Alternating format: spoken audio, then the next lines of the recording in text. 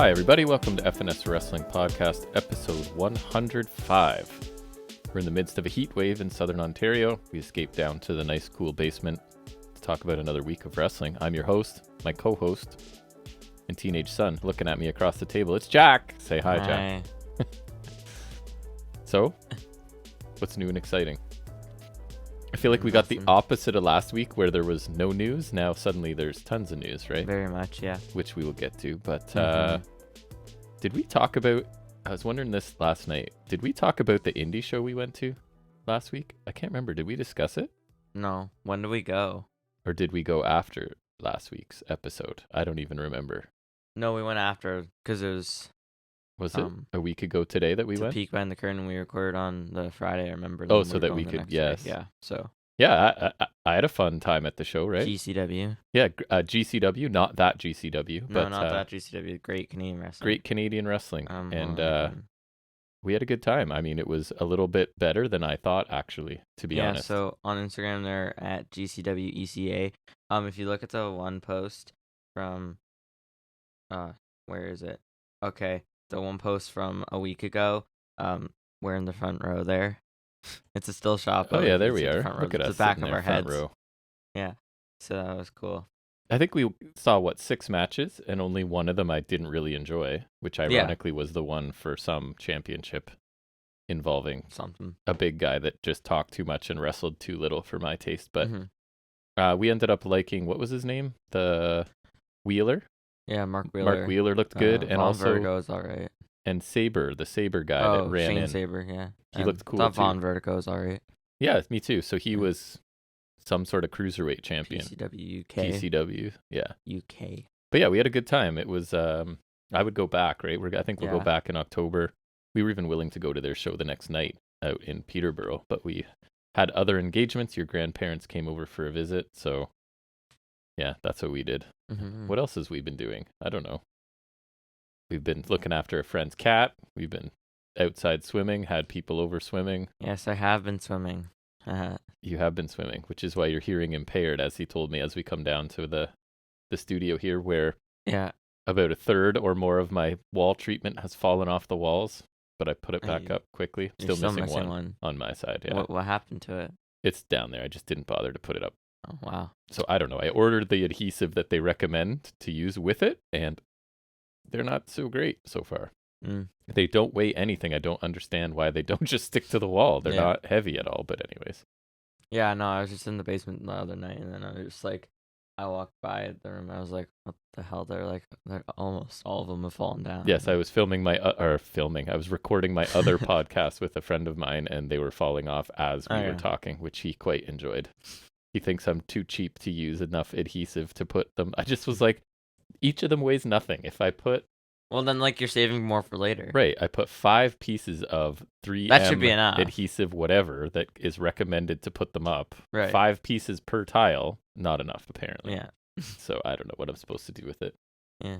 I don't know. What else bantery? Oh, on Supercard, because WWE's got, a mobile card game, and so it's called Supercard, and so they got, a fusion event going on. It's these generation cards, so there's a couple special cards going on. There's Rey Mysterio and Dominic.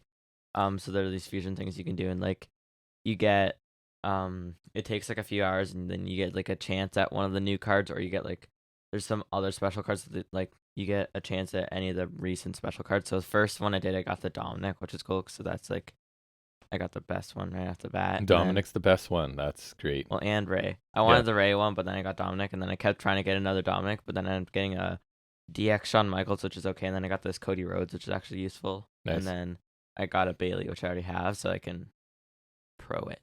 Pro it. Yeah. Sweet. Yeah, and I made a thing. It's like old times, eh? We got our booster juice as we record. What did we used to? We record half, walk to booster juice, walk back. Right. But now we've been just knocking it all off in one sitting. So and then getting the booster juice, right? Or vice versa. Your mom ordered it while I was at your brother's basketball practice. He has 3 games this week, so you're gonna be an only child at home 3 nights: Monday, Tuesday, Thursday, making up for a couple games that got canceled. So busy with his basketball. Still undefeated. Blue Jays yesterday. The local. Oh wait, he has basketball on Thursday. Then we can't. Oh wait, no, I could go out on my birthday. Never mind. The local sport ball team baseball team scored 28 runs yesterday, which is, I think, the second most. Wait, what? They won 28-5, the Blue Jays, which is like an unheard of score. It's ridiculous. They had an inside the When park. you said I didn't hear anything else when you said local baseball team. I'm like, why do you care about a local baseball team? Local as we get. They had an inside the park grand slam, which doesn't mean much to you as a non-baseball person, but I've never heard of it happening before. So a crazy game. Mm-hmm. So apparently I just got a text from your mom. They're going to meet Momo and Ben for lunch. Not fair. Before they come home. That's what you get for refusing to leave the house. Well, we have to do a podcast, and also basketball sucks. But the podcast is flexible sometimes. We could have done it later, but anyways. Yeah, I'm going to move the podcast for basketball. To go watch your brother practice? It was so hot in there. Holy cow. Your brother who doesn't normally really sweat. selling it to me now, huh? Your brother who doesn't really sweat is a sweaty boy right now. But now he's got private training outside, so he's going to be even sweaty or semi-private today, I guess. But cool. I don't know. Also, I'll be 15 next week. You will be 15 next week. On 106, so that's cool. Because we started recording episode 1 when you were almost 13, I was almost 13, right? You were 12. So that's crazy. It was before... You're pretty much your brother's age now when we started this, because he's almost 12. Right. It's been a while. Yeah, I remember, because like the original template said like something about like birthdays. Yeah. So it was like just before my birthday. It was like a week or two before. You should go back and listen to your voice from some of them. It's unbelievable. I don't like to listen to my voice now. So at least it's evened out now. Like, you documented your voice change on this podcast. It makes me laugh. Like, I'll go back even to like an episode in the 50s or 60s. You sound completely different. It's awesome. We've documented your puberty on a podcast that we can listen to forever. Which is good. It's good that's only audio. Right. Why not video? Because look at me. Couple of handsome guys. Look at us. No. No. You disagree? You don't think video would help us? I think you'd be surprised. No. At some point, we're going to have to, because audio mediums are dying, right? People want video. Just a camera there. I don't filming want us video. From the side. You can wear the Rey Mysterio mask we have upstairs. You can just be a lucha podcast or something. That should have been our gimmick. Like, we should have done a lucha podcast. Like, not even talking about lucha. We just wear lucha. I think my other podcast, I don't know if he uses the video for it at all. I only listen to it in audio form. The video may exist somewhere as well. I'm not sure, but who knows?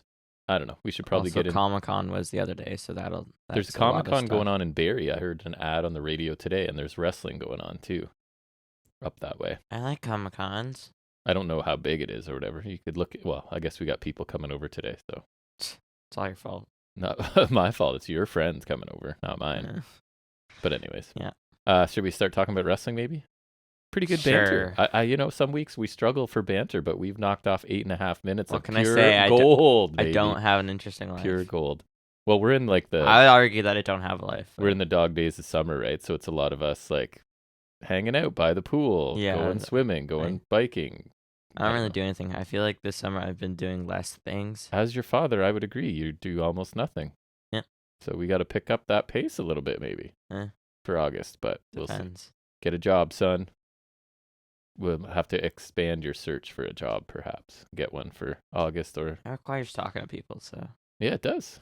It's exactly what you need to do is talk to people. You're talking to... I don't talk to millions and millions of random people right now. But and by millions, I mean interact with them. By millions, I mean dozens. Dozens. Maybe hundreds. I don't know. A dozen? I don't know. No, it's more than a dozen. I can confirm that we have more than a dozen listeners. I can't tell you exactly how many because I only get what I get to see, but there's dozens to hundreds listening, which is cool. But anyways, let's move into our first topic, which is where we take a few minutes to talk about some of the larger stories from the world of wrestling news and rumors.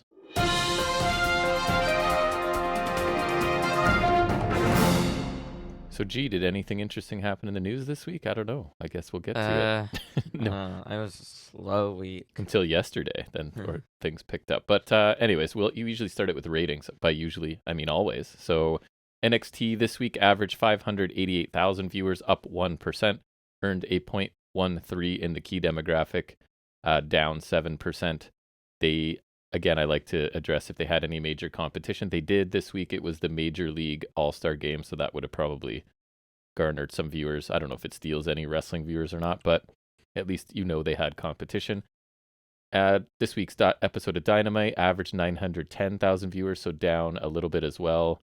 3.4%, earned a 0.32 in the key demographic, which is exactly the same. So even though it is their lowest viewership in a month, it is their 5th straight week on the Wednesday night, topping the charts for the key demographic. So that's the number they seem to care about more. So good for them. Both shows kind of holding steady, to be honest. Not a ton of change this week. What do you have for us? What happened this week in the We world may news? all rejoice Well, as Vince maybe. McMahon has retired as CEO and chairman. Also, apparently out as head of creative, so another celebration. Right, I mean, yes. it remains to be seen, but I'm more at excited least about for that now, one. that is a victory. Yep. He reportedly decided to retire approximately a week ago, which is interesting timing. Right. And in his place, Steph and Nick Khan are co-CEOs. Gross Nick Khan has more power now. Yeah, so obviously this is in the wake of the sort of scandal, if for lack of a better term, involving multiple payouts to employees to cover up sexual harassment by the looks of it, right? I was talking to you about it yesterday. I'm wondering if it could simply be a reaction to those stories already, or I feel like this is The worst is yet to come. Is something else about to come out that they are trying to get ahead of, because we know Vince McMahon is not giving up his post voluntarily, right? This is because they are forcing him out for sure. I think there's almost no. It's the best move.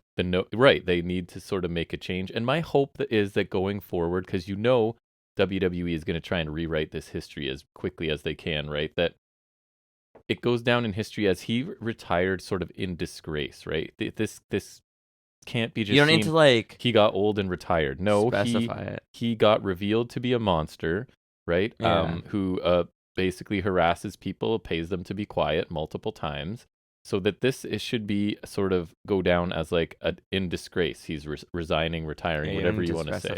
Though. But they're going to be the ones to write this history, so it's just going to be like, oh, he stepped down, he got old, and decided to just walk away and turn it over to his daughter. He would have ran until he was like 99. 100%, right? So I wonder if he's truly gone. I'm more excited that he actually be gone from creative than anything that's else. a little more to me. Like, I would have thought that would not be the case, so that's not too bad there.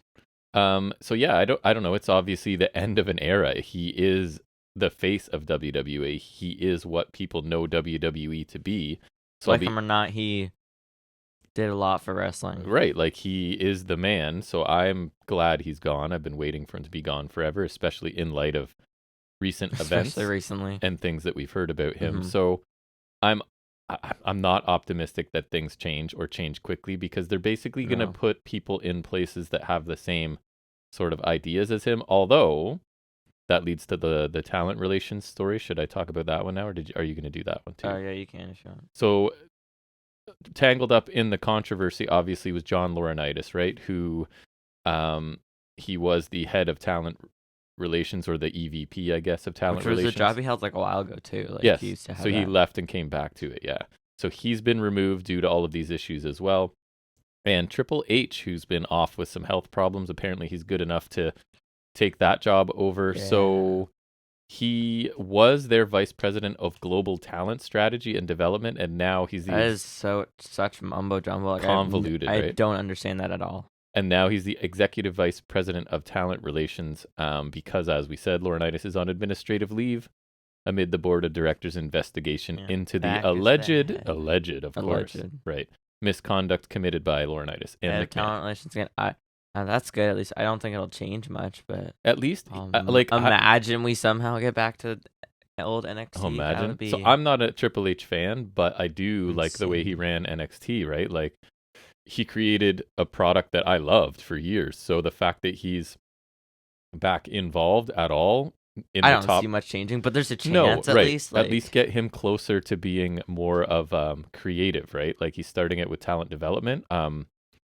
So I don't know. We'll see where all of that goes. But yeah, quite a turnaround. Like, the thing we thought would never happen, Vince McMahon retiring of his, well, again, I won't say of his own volition, because I think this was people sitting him down going, listen, man, we can't have you representing this company anymore with the stories that have come out, and with more stories, I'm sure, to come out, right? We can't have you as the face of the company anymore.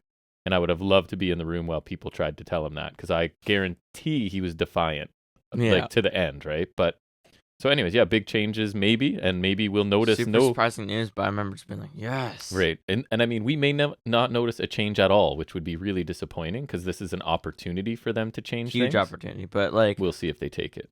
Literally, the people are playing. It's his daughter and Nick Khan. Right. Nick Khan. So his right-hand man and his daughter. Yeah. Like, for those who know, Nick Khan's like his guy. So I wouldn't be surprised at all if there's no change.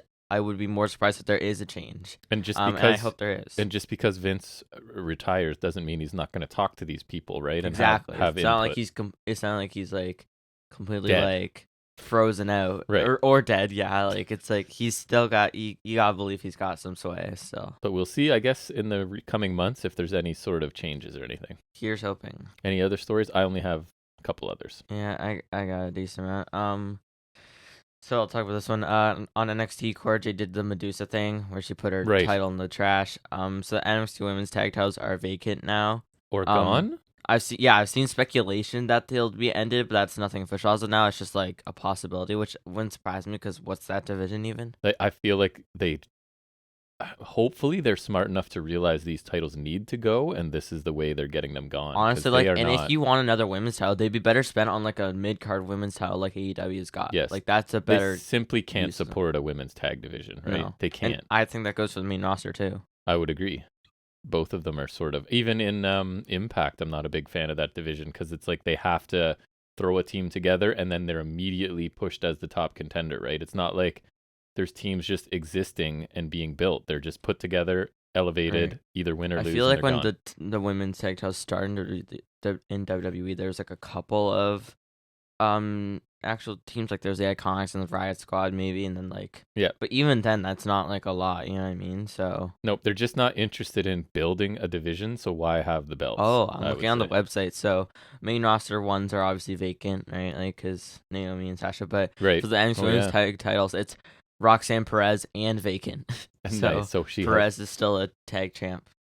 Interesting. I thought they were both vacant, so that is. So only the one thrown in the garbage is the vacant one? I guess. The other one's still good? Oh, I guess if Perez wants to find a replacement partner, I guess that's valid. So maybe not then. That's interesting. Weird. What do I have for us? Matt Jackson. We talked about him suffering a stinger in that tag team match. Excellent match that we really enjoyed.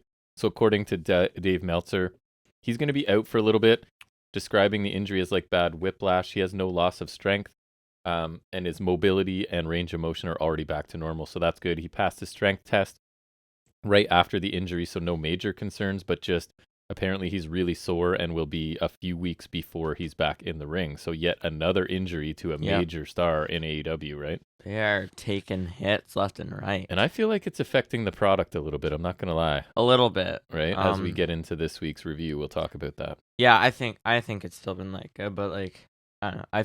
Some weeks you definitely kind of notice it more. I agree.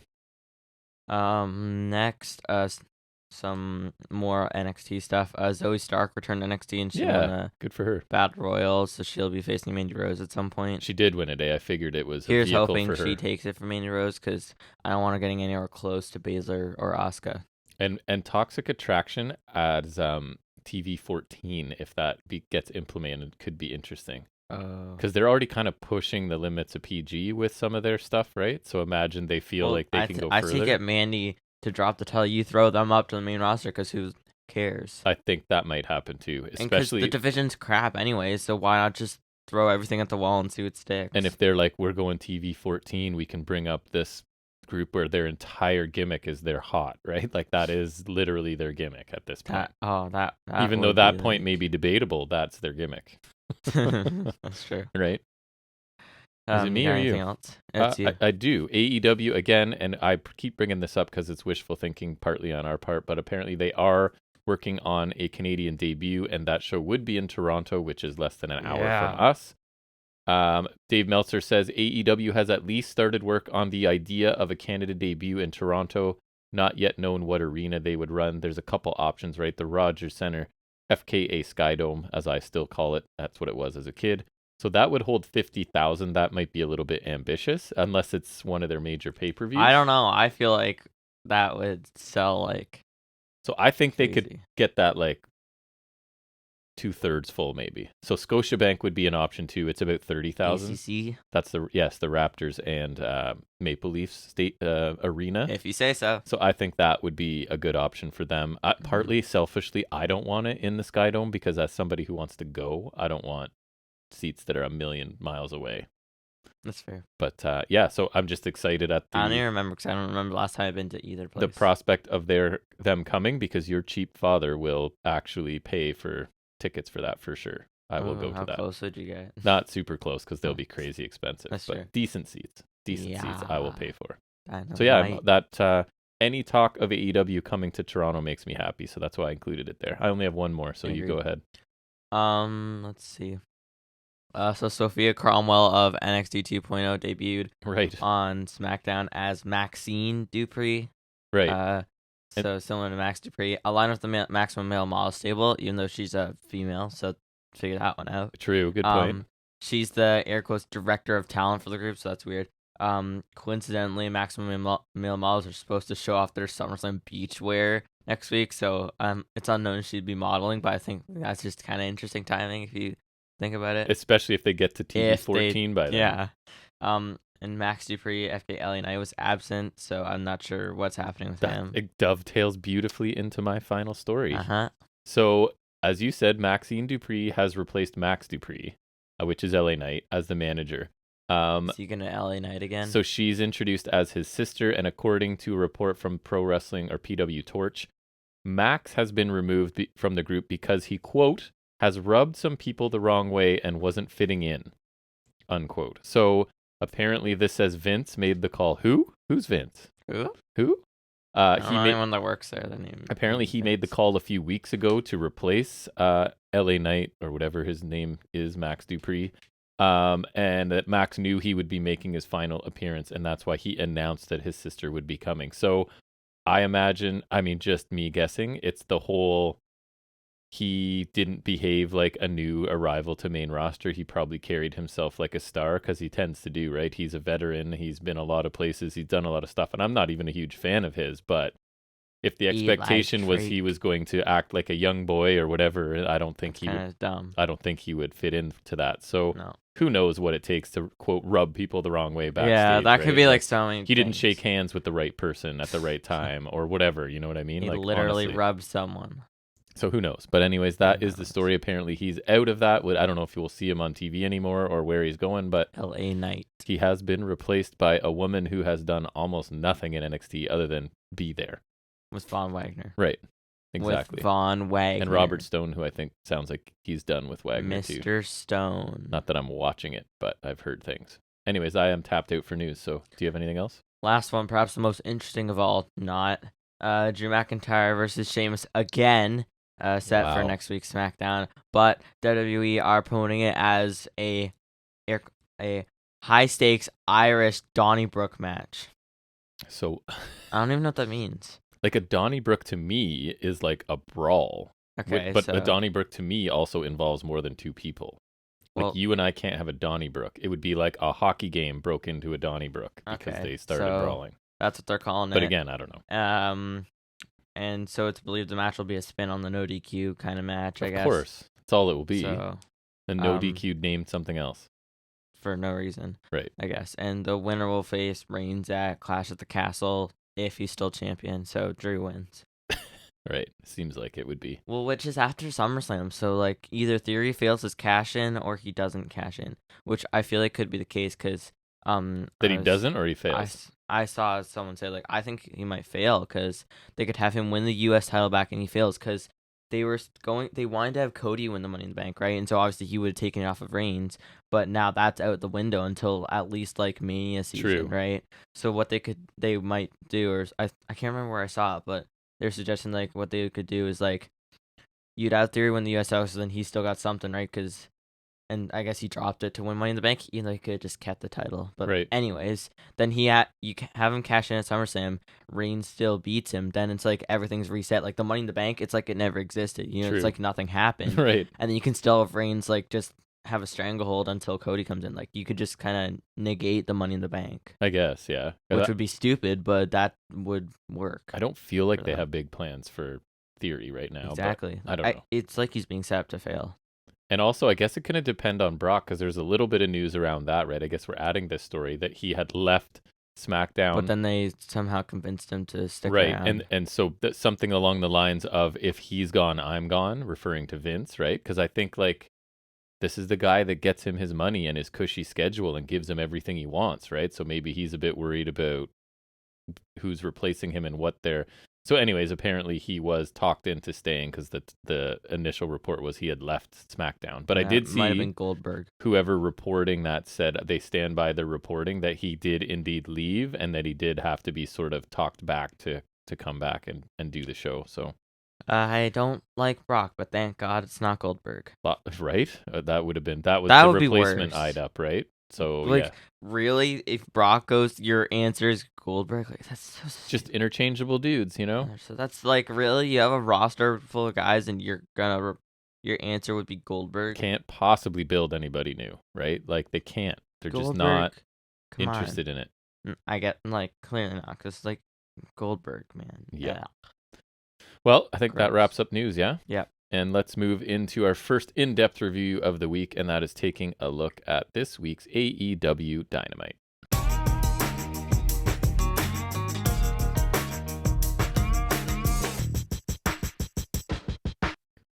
And we open the show with Brody King versus Darby Allin. We sure do. And I know I say this all the time, but I do appreciate when commentary tries to recap their history, even if it is recent, and they did here, right? Like the elimination from the Battle Royal, I think. And then didn't Darby come out and talk to him after his loss to Moxley too, right? It was kind of like, I don't know if it was recruiting, but it was like, maybe they know each other from the indies, and he was like, good try, buddy, kind of thing. So they did sort of let us know that happened. So that was nice to see, at least. I always like a reminder. Mm-hmm. And Darby, his face paint was like the normal face paint. It wasn't something interesting. He's got to start changing it up again. Yeah. You know, it's kind of like the same thing, and it's like, do something cool, like something toyetic. Toyetic, is that what you said? Yeah, like something that would be good on a figure. Yeah. Gotcha. Some notables. Darby hit a shotgun dropkick right away to knock King out of the ring. But then King caught him in a suicide dive, throws him in the barricade pretty hard, and then he holds him up against the ring post with one hand, choking him, which is kind of cool. It looked cool. Later on, Darby's running the ropes. He looks to hit something, gets caught with a forearm, turning him inside out, then a big chop as well. By King.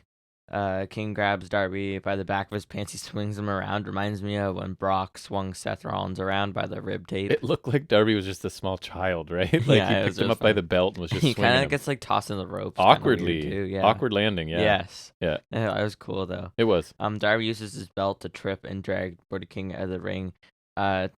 He's done that before, I seem to remember, right? I thought that was like... Sure. Is that not using a foreign object, though? Like, is that not I know we don't get DQs really in AEW, but, like, you grabbed a foreign object. You didn't hit him with it, but you took him down to the mat with it. I don't know. I'm nitpicky. I guess. I don't know. He attacks him a bit, then he hits a suicide cannonball dive. That looked kind of cool. Yes. Darby is in the Tree of Woe, and he avoids a cannonball from King, and then he hits a code red for 2. Darby applies the sleeper King. King breaks it by cannonballing into the corner with Darby on his back, which is kind of cool. Yeah, that looked nuts. I thought, okay, that makes sense. My note said crazy cannonball by King with Allen on his shoulders, and I'm like, I can't picture that now. But yes, now I got it. I'm like, how did he do that? But yeah, it makes sense to me now. And the finish comes in, so Darby was getting beat up on the outside. I guess he made the count. He beat the count back in the ring and barely. Oh, it was after Sleeper on the apron.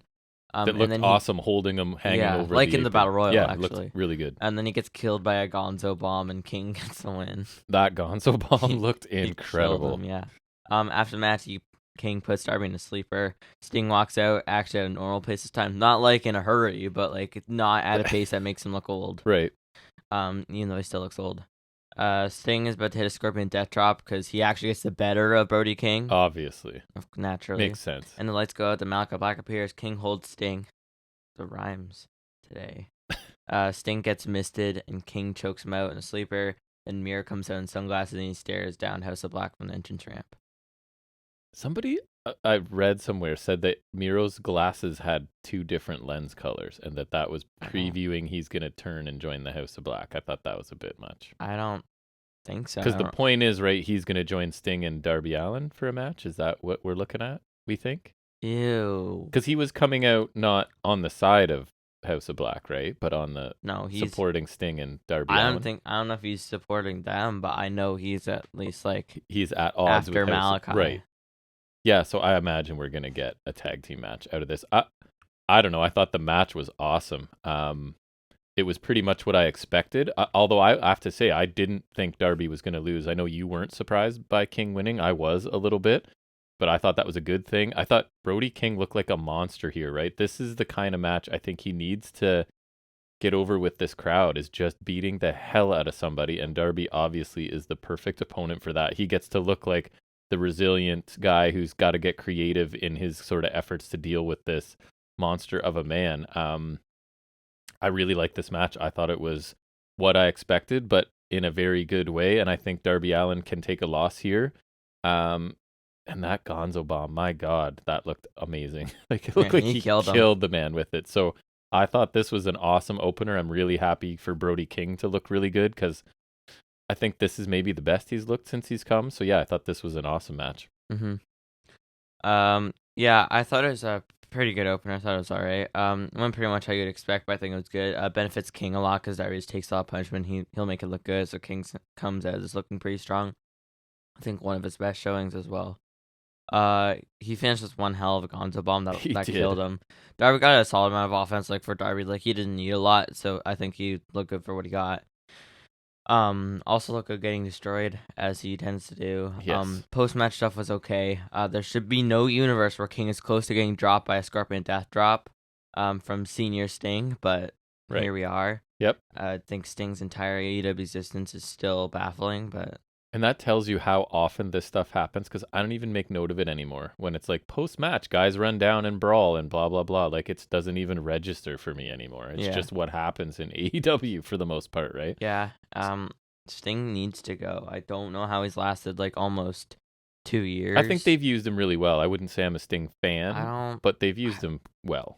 They've used him fine, but then there's like repeated times like this where like he should not be going toe-to-toe with some of their biggest guys. Like, no, I agree. There's like, it's like sometimes it's just the small things. Like he should not be going toe to toe with anyone. Like there's like it just kind of takes you out of it a bit because there's no world where Sting should be like at all competitive. Dropping Brody King. He should not be competitive with anyone here. He should be getting his ass kicked 24/7. Like it's stupid. And like if Malachi Black didn't decide to make a timely appearance, King would have gotten taken out. Like that's the thing. Like. Really, King had to get saved by Malachi King just Black. had a competitive match, and Sting's all he fresh. Killed Darby Allin. Sting's old. He's never fresh. He hasn't been fresh since 1999. Your ageism is showing again. Yeah. Well, no, it's Scorpionism. Scorpionism. Yeah, screw Sting. Miro coming in sunglasses is kind of amusing. I don't know. I really don't want him against House of Black. It just doesn't feel right to me. It doesn't. It just doesn't. I don't get the vibe that it would gel. I don't. And I don't think the build to it's been super strong either. It was just kind of because you got misted in the 4-way Forbidden Door. Like, I guess that makes sense, but like, I'm just not interested because like, whether Miro is still or not, like they just both feel like heels. It doesn't feel like it clashes well. Maybe Miro's the big god guy and Malachi's like the atheist guy. Is that the angle we're going on? Because Miro like talks to God all the time, and I don't know. I still don't like that. Yeah, I like that last. I mean, the match itself probably, or whatever matches are coming out of it, will probably be cool. But yeah, I don't quite get it. Maybe I don't quite get it. Yeah, me neither. Next we get Cold Card interview. FK, your boy, 2 times. Why is this guy not only getting a match when they have again a bloated roster full of talent, and this guy was like, I said it last week, he was kicked out of NXT for violating policy. So not only do you bring him in for a match, but not that he said a lot here, obviously, but you still had a segment and a match with this kid. I don't understand. He just gets cut off by Team Taz because he's taken the FAW Open challenge. Obviously, the title they don't recognize but are going to defend, so that bugs me too. frankly. Yeah. I don't mind that because, like, other than here, like, usually it's used to get, like, a decent match. Like, when Starks defended against, like, Seidel or he defended against Swerve, like, usually it's, like, just an excuse to have, like, a decent match. Stark says last they heard Carter was sleeping with the fishes. That's a reference that was pretty to funny. Tony D'Angelo, yeah. Stark says he's been FTW teaming for well over a year. Sure, I don't know. I guess. I just know it's been a while. For good reason, and it isn't changing tonight. Two Dimes says Stark's past will look a lot like his past. You read that line about as good as he said it, because I thought he sounded pretty wooden in his delivery, Carter, or Two Dimes or whatever. His present will look a lot like his past, or his past will look something like that. Whatever. When he takes the FTW title tonight, because that's gonna for sure up his career for sure. It was fine, I guess. I thought Stark's jab at Two Dimes, WWE 10 years funny. Two Dimes sounded fine, but he looked and talked pretty generic, like nothing really there.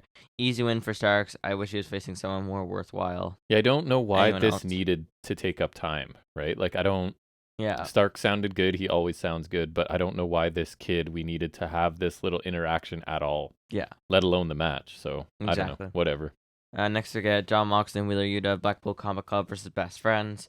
I know Mox and Yuta both have belts. Yes. Neat. Right. Notables, Mox and Trent Beretta, chop exchange, Mox takes control of the Dragon Screw. Yuta slaps Trent Beretta, who's on the apron. He tags in, attacks Yuta with takedown and punches. While the ref is distracted, Chuck attacked Yuta on the outside, sending him to the barricade hard a couple times. Mox gets a hot tag and hits a hammer nail elbows to Trent Beretta before Chuck interrupts, gets thrown out, and Mox then goes outside too, throws him over the timekeeper's table. Chuck hits this move from the corner, which was kind of like a gonzo bomb to Mox. That was kind of neat. Then Chuck hits a pile driver to Yuta. Then Trent Beretta hits a pile driver to Yuta. Pile drivers everywhere. Pile drivers to Yuta for a 2 count. And then Yuta counters a move from Chuck. He picks up the win with a roll up called the seatbelt. Yeah, I thought that was a cool pin. Looked hard to get out. I wish he had a finisher, but yeah. I mean, this match again started out really slowly, which is either I'm going to be disappointed or it's because it's going to kick into gear and it's going to get some time. So this was the latter. I thought it built into like a crazy entertaining tag team match and a lot of focus on Wheeler Yuta again, right?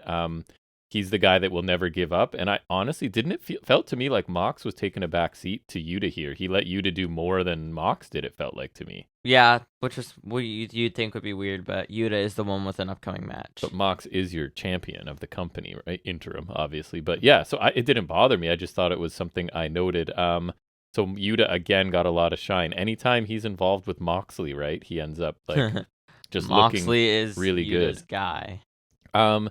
So Best Friends are like, they're good, right? And they're really useful opponents here, and they actually have a history with Yuta. So again, we got that. I think that made this like work because I feel like there's it'd be a little like, story there, right? Say Best Friends are like a random opponent, then I think it's different. Right. So yeah, the fact that, and I don't know what's going on with Best Friends. They just seem to be locked into that capable of good matches, but not in any like deep story lines or anything, right? And yeah.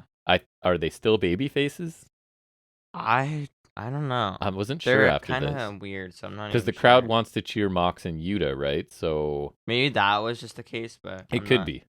But yeah, so like Best Friends are really good, but they're just this is their role, right? Lose to people and have good matches. I agree. I think they seem to kind of work more heel here, which is odd because it's kind of random and not explained. And honestly, like the Best Friends gimmick doesn't seem to lend itself well to that. I think maybe they're just working more aggressive because their relationship or like because their thing with Yuta. Maybe like they're just working more aggressive for that, or because Blackpool Combat Club are obviously babyface, so they're not really going to get booed. Yes. Because if it is a heel thing, then it's kind of weird. I thought this match was fine, but nothing super interesting. Didn't have much of a purpose other than I guess like warms up Yuta for Death Before Dishonor tonight. Guess so. I guess. Yeah. Like other than that, I don't really see like the point. I thought this was like the peak of this show was these 2 matches, unfortunately. And then I was like, wow, that's 2 matches I've really enjoyed at the top of the show. I'm excited, and then things did not. Really enjoyed? I did. I enjoyed Brody King and this tag match a lot. I thought it was good. Honestly, like keep comparing it to last week. Last week was Well, last week bananas. was a better show. This show started out strong, I thought. I really liked these first 2 matches. I thought they were okay. Yeah. Next we got Claudio Gresham package. There's just a bunch of old Claudio Ring of Honor highlights as he is from there. Playing with the talking head from Riccaboni, didn't catch any of it. Gresham speaks a bit, saying he's the best technical wrestler in the world. Claudio will have to contend with that and out-wrestle him, but he can't. I thought it was fine. I thought the old Claudio clips were cool because just like I don't know, that was just cool to see. And then it's also, if you don't know, like, yeah, he's a Ring of Honor guy. Gresham spoke fine. It was a quick bit, so not much to say, but I thought it was alright. Yeah, I took no notes. I have Gresham Claudio package, so I wasn't moved by it. But yeah, it was nice to see, like, it's a reminder these guys both are very much ROH people, right? So it makes sense. Next we hear from the new AEW Tag Champs, Swerve and Sorry, Keith this is Lee. a celebration. This is a celebration. This is them celebrating. Which no, I agree. But anyways, go ahead. Like you just got to set it up that way because that's how they set it up for us. This is their celebration. Yeah. What's with the celebrations? Remember, Britt Baker's was with burgers and a couple people, and even then, at least that's like. And this is no people and a cake. At least that had some. Oh, right, there's a cake. Okay. So there's your celebration. Right. This was a lame celebration. I did not like this, but go ahead. You can talk about it. I thought it was a fine as a promo, but I forgot that it was a celebration. Swerve promotes some hip hop guy in the front row, Kevin Gates. Sure. I've never heard of him in my entire life, and I continue not to hear of him. I'm sure he's a hip hop person or whatever, I think. I don't know. Sure. Probably. Star power. Is it? I don't. Well, maybe to some people, not to us. I'm not current on anything, and your hip hop is not your genre of choice. So far from it. What's his name? Kevin Gates. Maybe I'll do a little research. I know he is hip hop because they tag him on the Instagram post, so I can check his account. But right, doesn't look like anything interesting. So Lee thanks Swerve and the fans because tag titles. Mm-hmm. Lee says they appreciate the fans and they've ascended to the top and they don't look down. So if anyone wants a chance, they better reach. Sterling and Neeson are up. At first I thought it sounded like Starks, and then it was Sterling. I was just like, yay! Right? Great. Another issue I have with this segment. He says they warned them. They got lucky with the tag titles. Lee got lucky. Swerve didn't stab him in the back. He says the pass petition, aka people against Swerve Strickland, is almost complete, and they are close to removing Swerve from the roster. Yeah. And he came out because tonight he thought it'd be great to get Kevin Gates to sign it. Yeah, because the rapper that they're friends with would. Yeah, right. No holes in this storytelling at all. Gates doesn't sign. Shocker. Sterling says he is like Swerve. He's untrustworthy and his music sucks. From what I gather, yeah. Gates drops knees and Swerve throws the cake in Sterling's face. Woo! Gates does drop knees. That looked like a pretty a real shot. Maybe it was a shoot. I don't know. Shoot, brother. Worked yourself into a shoot, brother. I thought this was fine. No, you didn't. Yeah. I'm just kidding. Go ahead. Not much purpose to it, but it was okay. I always enjoy Swerve to a degree. Like he's just. What'd you think of Keith Lee's delivery? I thought it was alright. Bugs the crap out of me, and I don't. Like, I didn't mind it as much as some before. If I'm being honest, I can't stand his delivery. I thought all the Sterling stuff was him. That's the stuff I didn't like. I don't know why Sterling and East are here. Agree. I just wish they set up a challenger. Like I thought Lee and Swerve were fine.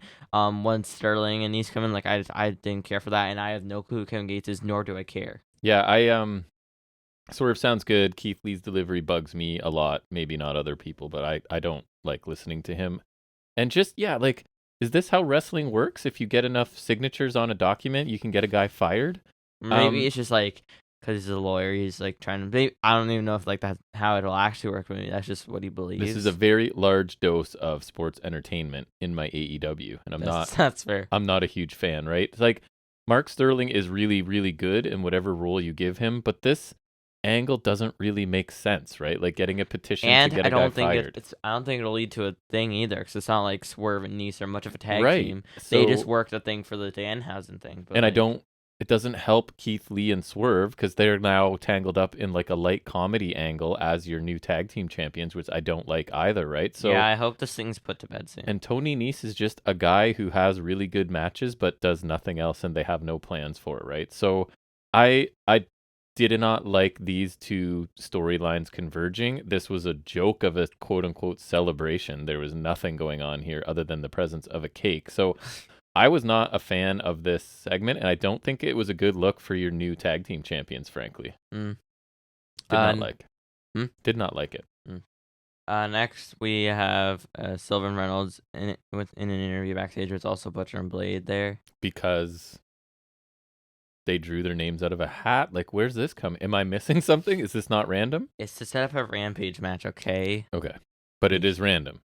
Yes. It's not like there's a story here. Okay. Unless it was set up on Rampage last week. Like, well, this is what they do for Rampage matches, though. So I don't know. Sorry, go ahead. I interrupted you. They always, like, do a random thing. I don't know. This just seemed like... Because I remember seeing... I was looking through Instagram save posts, like, because I've seen a bunch. One of them was, like, Rampage is going to be a Dynamite equivalent. Do they do this to set up Dynamite matches? Okay. Well, they do this minus the sometimes they do that minus the videos, like yeah, or sometimes but it's not the same. Like I feel like this is like different. I don't know. It's weird. Anyways, Silver says he's meat man, so naturally he likes Butcher, and they give Butcher a black T-shirt that says Butch. Yep. He's not Butch. What do you mean? He's not Butch. Oh, because there is a Butch already? There is a Butch. Maybe they bought it from the WWE shop. Wouldn't surprise me. They're already made. They're just selling a Butch shirt. And that's just the Butch shirt. Reynolds says they have one for Blade 2, and it's just another Butch one, so they get angry for some reason and attack them. Sure. And they send Reynolds into a wall until Hangman arrives to chase them off. Cool. This was fine for a short bit. I don't get why this was here, though. It seems super random. Like, I don't know. I didn't really care about it. I always find Silver amusing, though, so that kind of helps it out. That saves it a bit. Clearly, they had nothing for Hangman. That was kind of where I was going to. This whole thing felt really random. The first half of it was strange. I thought the beat down by Butcher and Blade actually looked pretty good, and it could be a fun mid-card tag match that they're randomly getting to. And yes, Hangman Page, like, this is all they have for him right now, right? That is not ideal. Like, this show is already dealing with no Punk, no Danielson, barely any Page, no Matt Jackson now, right? Like, we need Hangman more than ever. They need to, like, figure out what's going on with the star power, because I felt the star power was kind of drained on this show again this week, right? It was back last week. It was weak the week before that, and this felt like we were missing a lot of people again. So this was another segment that felt random, and I guess you're right. It's just to set up a Rampage match, so who really cares, I guess. But it was just a sort of an indictment on what's going on with Hangman Page right now. He's not doing much, as you said. Yeah, and Hangman dropping the title, not looking too great now, huh, folks? Not great. Stupid CM Punk. And then he got injured. Like, what a waste. And that's not his fault, but still, like, CM Punk as champion should have never been a possibility. I don't know. Whatever. And I still stand by that. Hangman was robbed. Maybe. Now he's a loser. He's not doing much right now, unfortunately. Loser. Wow, that's harsh. It's not his fault. It's CM Punk's fault. Right. Because he's the booker. He is the booker. He's got the pencil, brother. Fault. He does. It's all his fault. He's probably right. He's like, what could Hangman do that sucks? Oh yeah, Butcher and Blade. If he's just there. He's not even fighting them. Was he? I don't even know what the Rampage. I want to say because maybe Reynolds got taken out. Maybe Hangman was in the Rampage match, but I don't. That's not great for him either. I don't even know for sure. Hold on. I'm curious because I don't even know. Hold on. Where is it? I don't know what you're looking for. Never mind. Next we have Christian Cage and Luchasaurus versus the Varsity Blondes. Uh-huh. Cool. Sure. Pillman charges out Luchasaurus, gets headbutted pretty good, so that was funny. Garrison tags in Varsity Blondes, take a combination and strikes a stagger Luchasaurus, but then they run the ropes, take a double clothesline from Luchasaurus. Gets a chokeslam to Pillman, and the finish comes when he hits the chokeslam to Pillman, then chokeslams Garrison onto Pillman. Cage tags in, gets the pin. That rhymes. Post-match, Jungle Boy's music hits, and he walks out the chair. Not a very huge reaction, I noticed, because I was expecting like people were going to go bananas for him. It was like mild, I thought, which is not great. And then Luchasaurus and Jungle Boy stand off at ringside because Luchasaurus got sent to the ring to take him out. He kind of stands, and then the Luchasaurus steps aside and stands with Jungle Boy, so I guess they're back. What? And chases after Cage through the crowd. Is this WWE speed story writing? Yeah. So the match was solid. It was good for what it was. It was what you expect. It was like I thought it was good that like Luchasaurus did everything and then Cage. That's kind of what I predicted, right? Like Christian hits no offense and sneaks in for the pin. It was cool that Jungle Boy finally returned. But I'm not sure how to feel about Luchasaurus signing with him because it's kind of odd. On one hand, I do like that because I really enjoy Jurassic Express. And face Luchasaurus is cool because moonsaults and stuff and hot tags. On the other hand, though, heel Luchasaurus was cool in another way, and it was something interesting, like something different. And I feel like at the very least they could have explored that more. At the very least, right, exactly. Yeah, I think they could have given us an explanation why he did the first, or like, yes, if it is a ruse, maybe you play that out a little more. We still don't know why Luchasaurus was with Cage at all. Or like what? Yeah, like I would have liked that. And also, what you could have done here is maybe like Luchasaurus just stands there and like he doesn't do anything because at least there's some confliction. Maybe like he doesn't pick sides yet. And JR, he's conflicted like he did with Jeff Hardy all the time. Right, like and you could have him like at least like maybe he doesn't help Christian, but he's not like helping Jungle Boy either. And like Christian basically almost has like mind control over Luchasaurus because he's telling him to like chokeslam people and do it again and stuff. Or and maybe then, that was just Luchasaurus doing that to. And then I guess. And then 90 seconds later, he's turning on him and siding with Jungle Boy. Maybe Luchasaurus was doing that to get by. Like I don't know. This felt like they just either like changed direction. It doesn't feel like this was the plan the whole way along. This feels like such a sudden change of direction. I don't know. I was enjoying that Luchasaurus and Christian together, right? Like Christian needs that backup so that he can just freely run his mouth. Yeah, I really like that. So I was a bit surprised by this, and I don't think I like it. They could save it by what they do following this, but in the moment I was just kind of like, really? But remember what I said when Luchasaurus turned heel? Maybe it's a ruse. I guess, but why are we flying through this so quickly? I don't know. Anyways, I guess we'll see where it goes. I think someone was right. But why a ruse to what end? I don't know. I didn't predict that. Right. So there's no reason for it, but I just said it was a ruse. Yeah, I don't feel that Jungle Boy and Luchasaurus have been presented as people capable of pulling off a ruse like this. But I think Jungle Boy could. It feels to me like they decided they were going a direction when it's not working or something and just reversed course. But I don't know why. It was working? If it was working for me, I liked it. Maybe not for people that matter. Cool. But yeah. Just get Christian another muscle. Let's see. Let me think. Animals. Bear County. Like Hobbs would be a cool muscle for him. Nah, like Team Taz or Absolute Power. Yeah, there you go.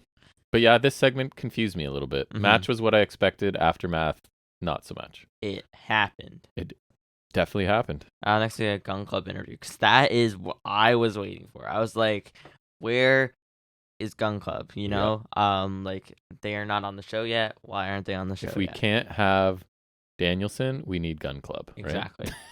Yeah, I would rather Gun Club. Bryan Danielson or Billy Gunn, one or the other, on my wrestling show, no matter what. I didn't say Colton Gunn. Colton says that they didn't accept the match with the Acclaim because they carried the team and they cut them out of their lives. Scissors. That's another story that seemed to move very quickly. Yeah, except I don't even care about this one. Austin says he was annoyed at Caster putting them in his raps. And he challenges Caster to a rap battle. I think it's on Rampage. Twas on Rampage. Twas? Yeah. Nice. Twas. And the winner will choose the stipulations for their match. This was okay, I guess. I can't say I care.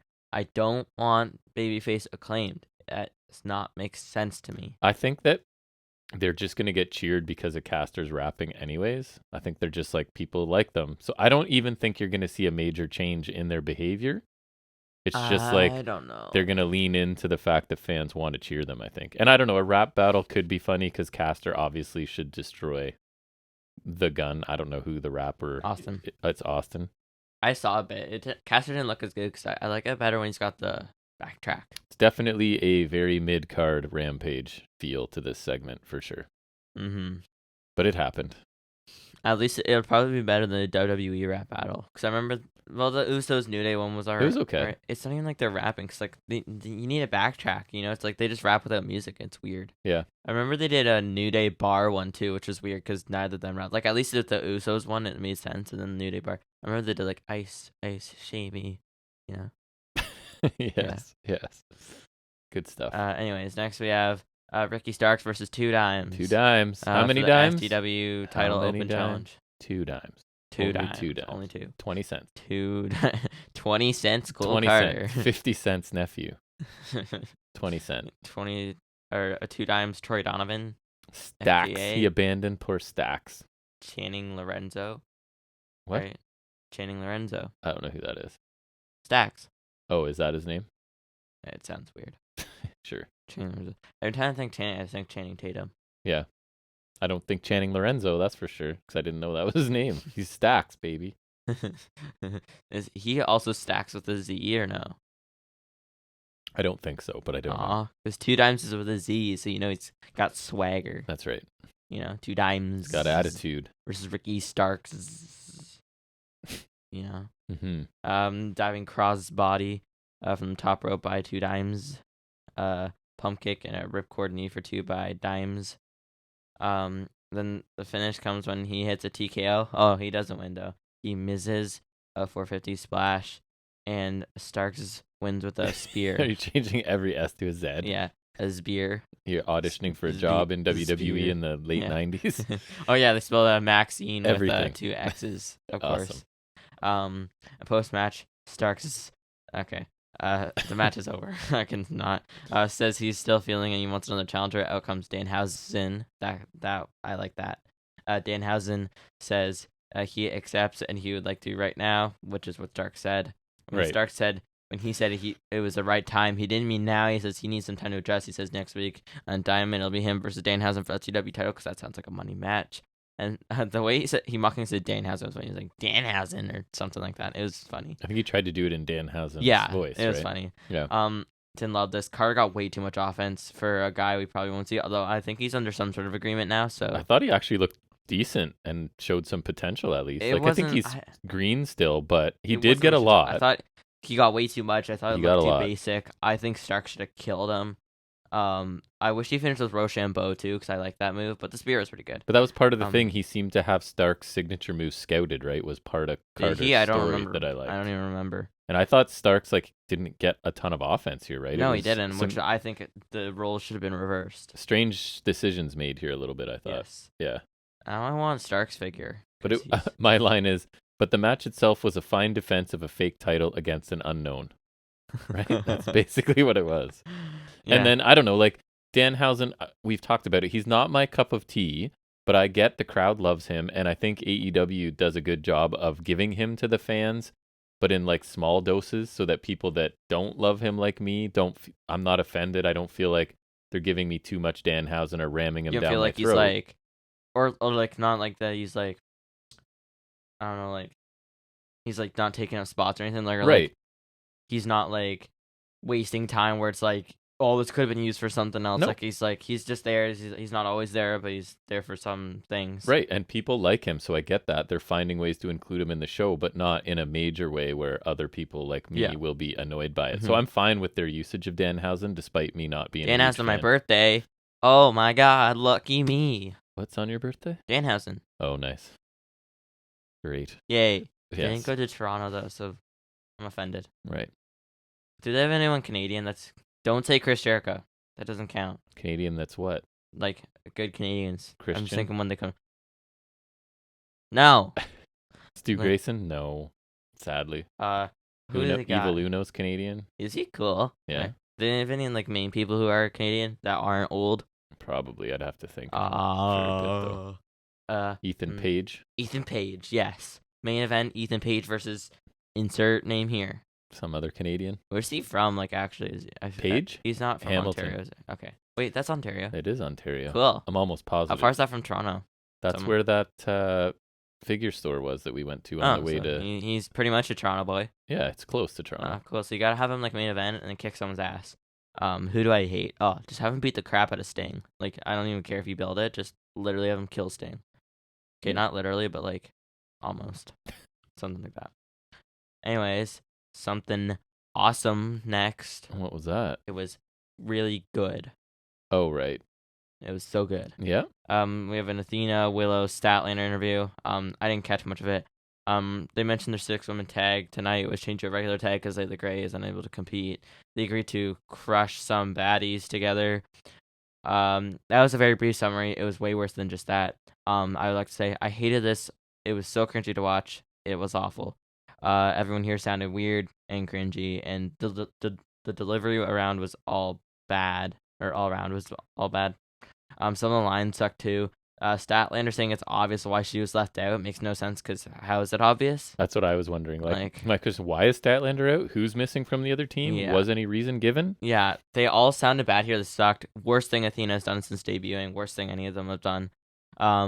Also, like, when they were talking about, like, in the belts, they're like, Athena's talking about something like, yeah, it sounds like everything here just sounded bad, and it's just, like, the whole thing was bad, and it was weird. I think it also got hurt by, like, the whole baddie thing is they don't want the interim baddie, and the story's centering around Layla Gray and blah, blah, blah, and now Layla Gray can't wrestle. So. I didn't even know that was legit, and I interpreted it as, like, maybe they took her out on purpose because they don't like her. They didn't want her in the apparently match. It was some medical whatever. I think she wasn't. They could have spun that, because I think that's what I thought happened. But I thought Statlander sounded particularly rough here, and I'm not sure. She doesn't usually even. I'm not sure how to get these women over, because I like all of them in ring, to be honest. But like maybe pre-recorded vignettes where you can be like, nope, do it again. You guys sounded terrible. You know how Statlander had like the weird alien shtick, right? Yeah. Like, I feel like now it's like.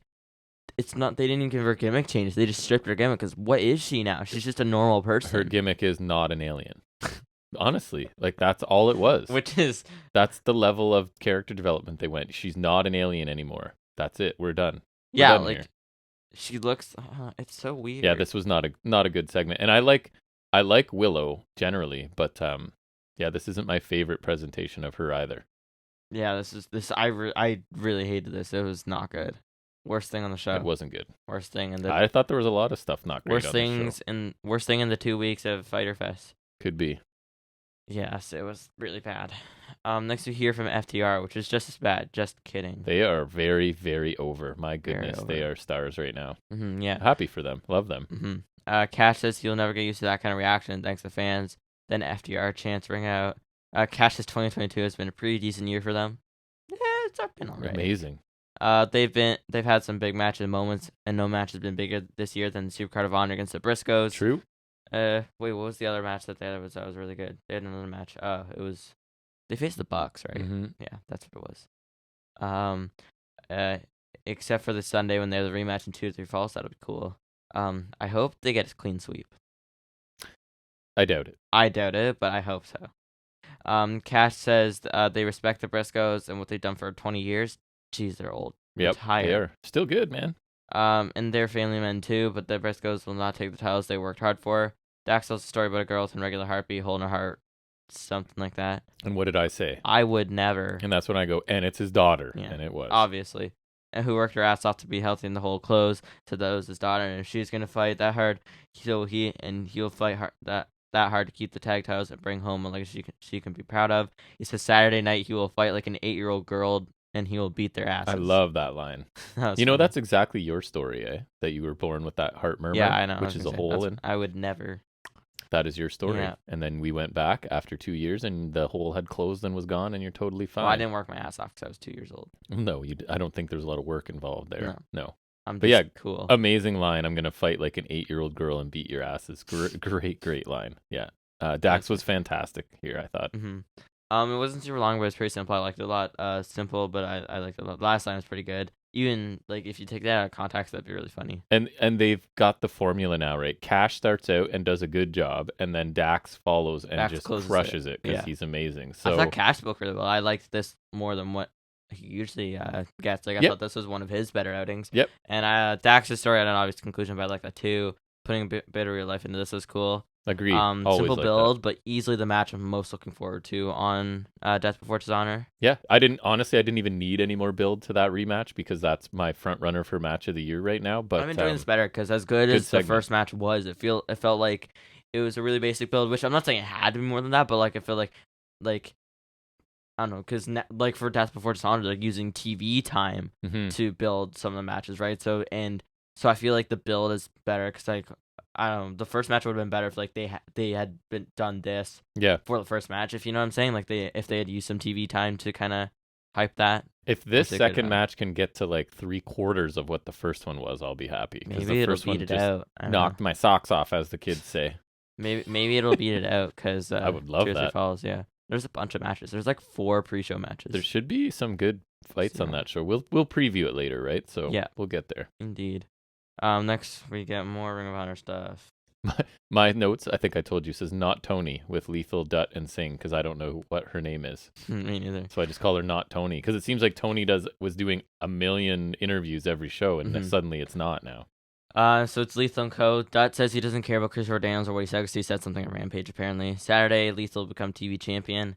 Lethal says it's a shame he can't be crowned until Saturday. Daniels interrupts, says Joe isn't going to come and waste his time talking to Lethal because Daniels knows that, I guess. At least they addressed the fact that Joe's never there. Yeah. That was helpful. He hasn't been around since the tournament. No. And he'll get his business done in the ring on Saturday, but Lethal's itching to get in the ring. Daniels says he'll face him on Rampage. This is whatever. It was nothing new. Again, like, only new thing was that Daniels came in, and that was just fine, I guess. A lot of Rampage building, I feel like. Yep. Go on. Funny Daniels issued the challenge. Like, he's like, if Lethal, if you want to wrestle sooner, then you can wrestle me one night before the pay-per-view. So, big difference. Right. Can't say I want to see Lethal versus Daniels in this day and age, but whatever. Yeah, I appreciated that Lethal addressed Joe never being there, because it's true, right? These guys now have been forced into this holding pattern for weeks where they just come out and say the same thing and we complain. They do a good job, and it's not their fault, but I blame them. So at least Daniels interrupting is kind of random, but it made it feel different from their weekly segments that these guys end up doing. So I thought Daniels sounded good, and it's a simple way for a setup a match for Lethal to win ahead of his match with Joe, I guess, right? So I don't know. It's going to get him a win before he loses to Joe, probably, I think. I don't know. But yeah, this segment was fine. Yeah. At least it's better than the women's one.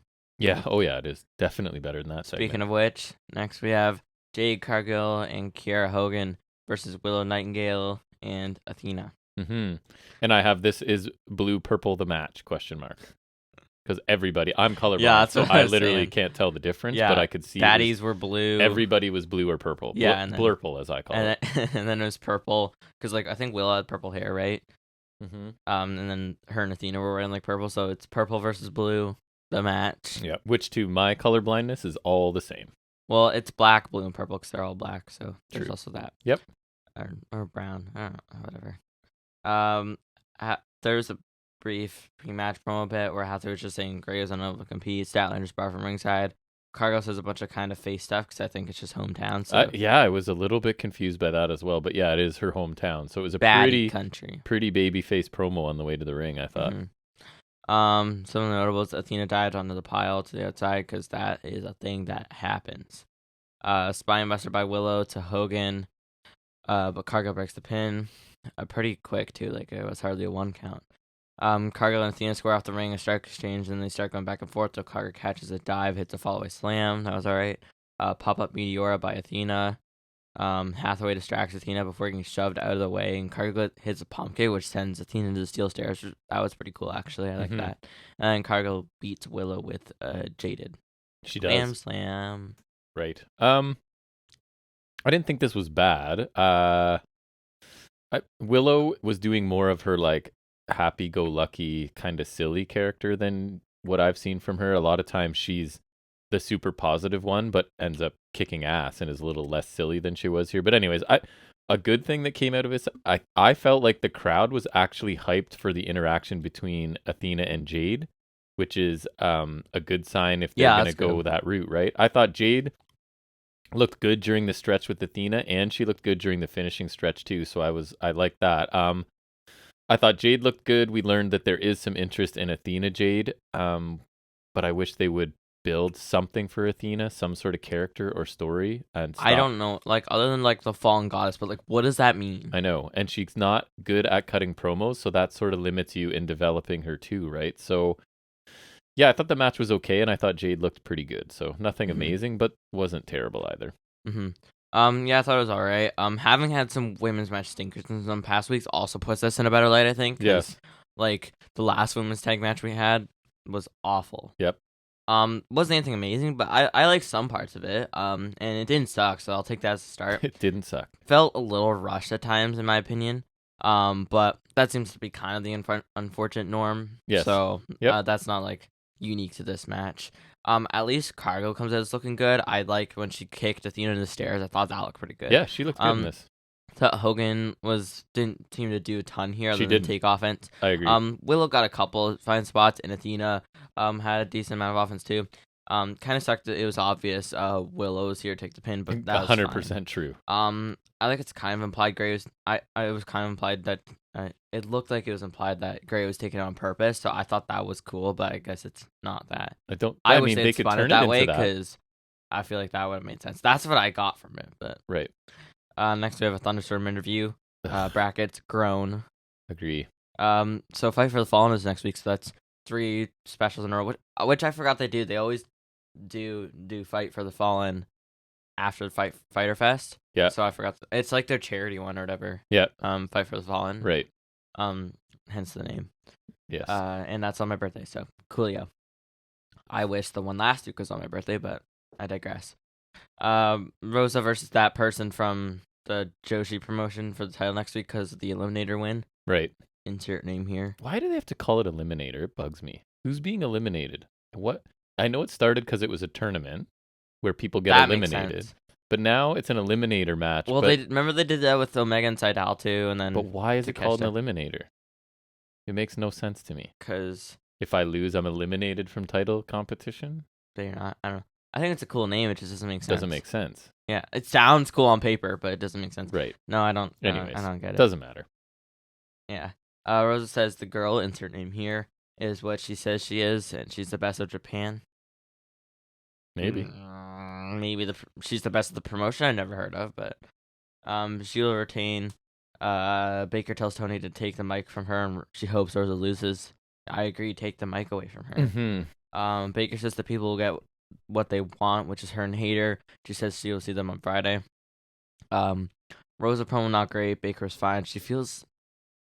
She almost feels like a shadow of her former self because she's just not doing anything. Right. And she's just like, here she is like, she's never bad, but she's just not that interesting anymore. She's getting from grace. She has not done anything since the tournament. She's getting the Hangman treatment right now. Like, here, we'll have you join this group of people. I feel like at least she's doing more stuff than Hangman, though. Yeah. And she's not done anything since the tournament. And neither is Cole, but Cole is injured.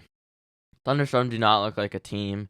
Everything feels forced. They remind me of their whole team feels forced. They remind me of Cora Jade and Perez, because it's like they just keep telling us they're best friends, but I don't believe it. Like I don't believe these two even like each other with Thunder Rosa and Tony Storm. Like, it feels so very, very. I don't know why they shoehorn this. Also just occurred to me Fight for Fallen was on my birthday. That's neat. I was kind of sad it was just like a normal episode, but nope, technically another special on my birthday, so that's neat.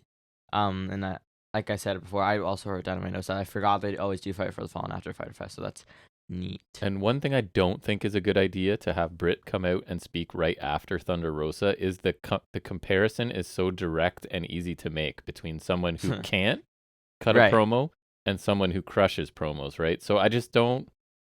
Britt seems kind of lost and directionless. And Storm and Thunder Rosa, it's like, did they just like the idea of Thunderstorm so much that they forced this? Because it doesn't seem like it fits for me. But anyways. That could have just been used as the tagline I'm for so disappointed in Thunder Rosa's title run. Because I thought she was the one who should take the title from Baker. But since she's won it, like, it's tepid, I would say. It's just not working for me. I don't know what it is, but... It's partly probably not her fault. They just don't put the time and effort into the women's division, even the top of the card at this point. Mm-hmm. Yeah. Next, we have our main event, which is Eddie Kingston. Yep. That's what I wrote.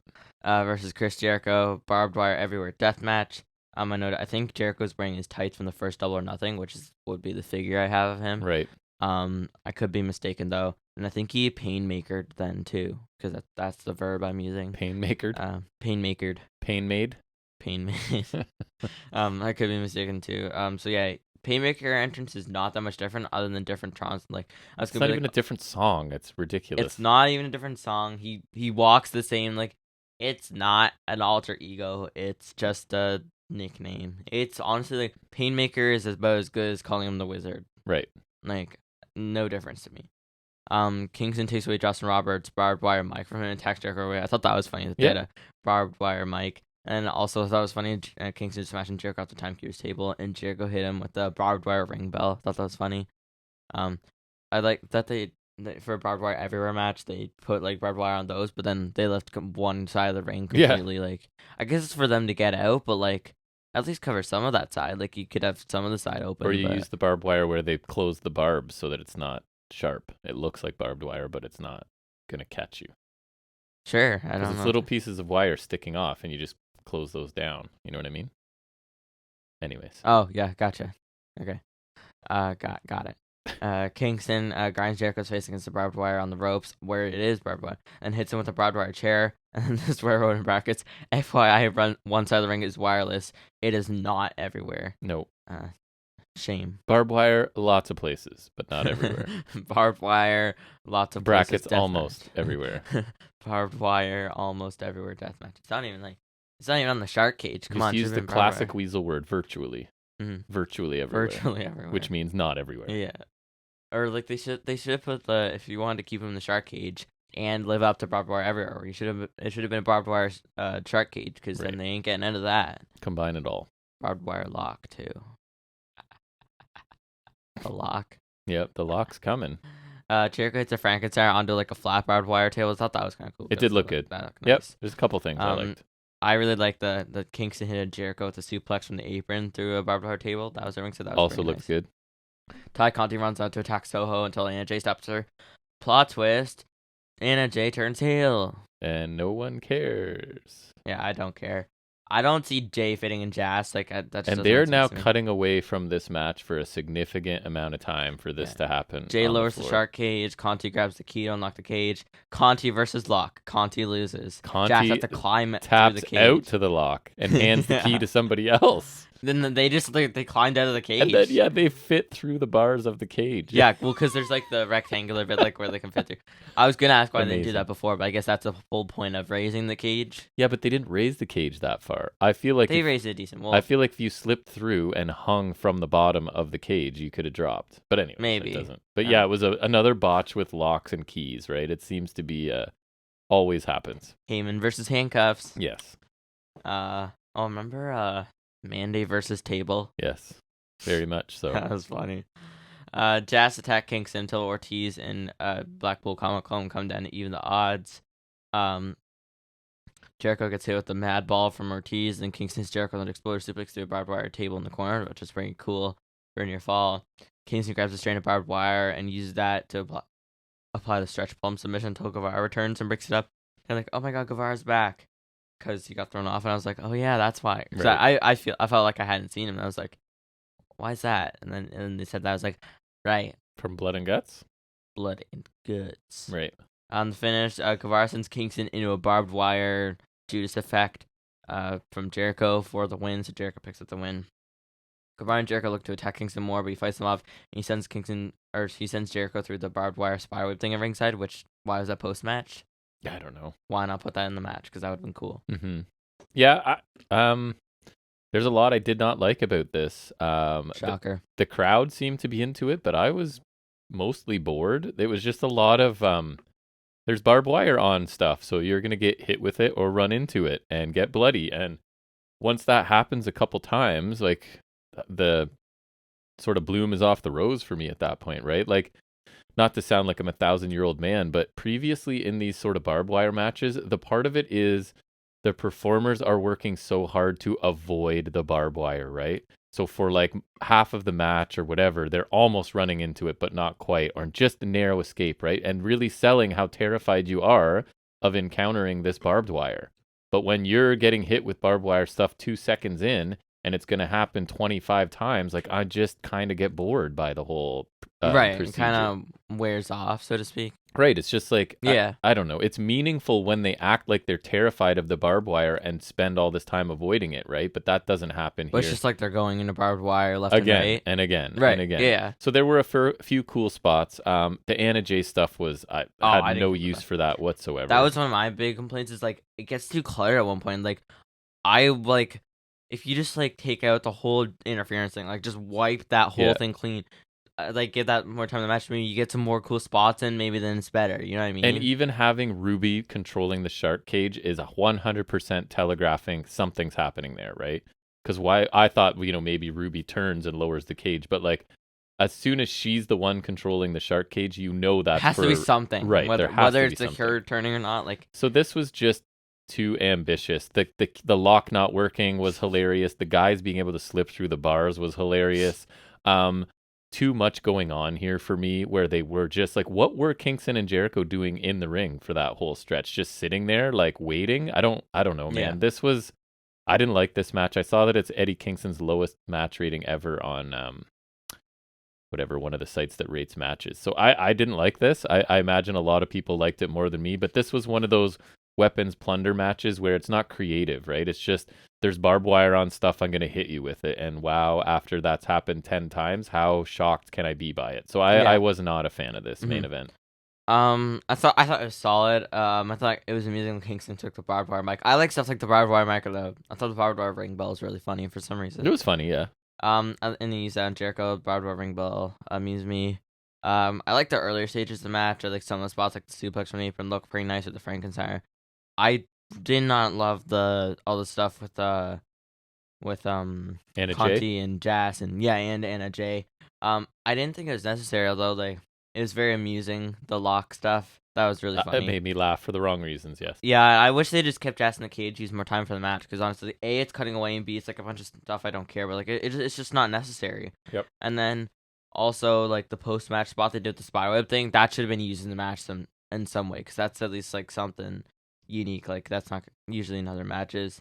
Instead of a useless post-match thing, I think Kingston should have won because I think it would work better, and they don't need to 50-50 book here. Right. Which now they've done. Yes, they have. So that's not great. Jericho did not need a win here. Also, to be petty, I wanted the Painmaker to lose because I think it's dumb, and it's not. And if Demon Balor has to lose, Painmaker better lose. God damn it. Never. It's undefeated. Anyways, it was an okay main event. I like last week's way more because that one was awesome, but that set the bar high because that match was awesome. Agree. Thoughts on the show? Like I said, started off really strong, excellent opener, really good tag team match, and then we got 3 for me kind of nothing matches, right? A Luchasaurus Christian squash, a meaningless FTW championship match, and then a women's tag match that was okay. In the main event, I didn't like at all. So kind of went off a cliff after the second match for me. I think FTR, Dax specifically, cut one hell of a promo, but nothing else really stood out in segments for me. Another glaring hole in this show, right? I was talking about lack of star power. MJF, right? Like, gone. No mention of him whatsoever. They're either really committed to this angle they're working, or there is some kind of issue there. I don't know, but so add him to like no Danielson, no Punk, no MJF, right? And no Page, I would suggest, even though he forgot about MJF. So these are big gaping holes in this company for me right now. I gave this show a C+ this week. I didn't really enjoy it that much. I thought, like, again, started out really strong, and then there were actually some things I didn't like on this show. Usually, Dynamite, I'm like, it's going to be in the B range because even if I didn't love stuff, most of it I was at least entertained by or didn't find it bad. But I actually didn't like a couple things this week, so that bumps it down to the C range.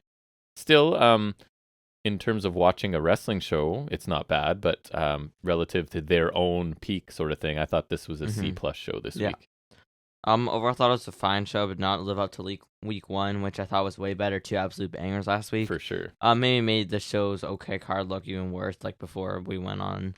The opener was pretty good. Maybe my match of the night, but not a high bar. Blackpool Comic Club Best Friends was just okay. Cageosaurus versus Rusty Bombs wasn't much of a match, but it was worked how it should have been, so I think it was fine. And post-match was confusing, but not bad. FTW title match was kind of there for me. Stark should have dominated. Women's tag was okay. That was probably one of the better ones. Actually, it didn't completely suck, like some of the women's matches. And the main event was fine too, but got too cluttered. Last week's main event puts this one to shame. Only segments worth noting are the FTR promo, which I liked, and the Swerve Lee promo, which is alright, other than Kevin Gates, because who is Kevin Gates? How dare you? Overall, it was a fine show. It didn't suck. Nothing great. I liked last week a lot more, and hopefully next week is another good one.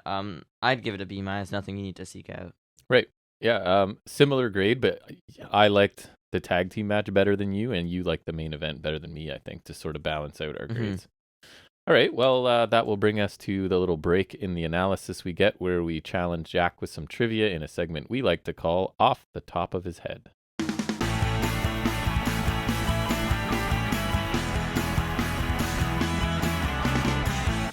All right, so I'm keeping it real simple this week. I'm just giving you a topic and letting you try and give us your knowledge. So this is right from the WWE website, okay? So we're talking WWE Championship history, okay? Mm-hmm. We are talking about this current decade, okay? So there have been 11 championship holders from 2020 to present. So I'm going to ask you, going backwards from right now, can you name all of those champions? So starting at who is champion right now? Far am I going back? We're going back to this decade. So Okay. all of up till somebody spanned 2019 to 2020. Okay, so backwards from right now. Yeah. So Okay. who's champion now? You don't know? Roman. Correct. Okay. Roman Reigns is Roman the champion. Reigns. He has been champion since April 3rd. So who was champion before Roman Reigns? Brock Lesnar. Correct. Bobby Lashley. Correct. Brock Lesnar. Correct. Big E. Whoa, nice. I was thinking. Bobby Lashley. Correct. That's a tough. The Miz. Wow, nice. Drew McIntyre. Correct. Randy Orton. Correct. Drew McIntyre. Correct. Brock Lesnar. And that's it. Oh, Because Lesnar was October 4th from 2019 to April 5th. Could've gone- So, I could have kept going. I'll let you go back another decade next time, maybe. Well, I can do it right now. So included in that, I'm not ready for it right now. Aw.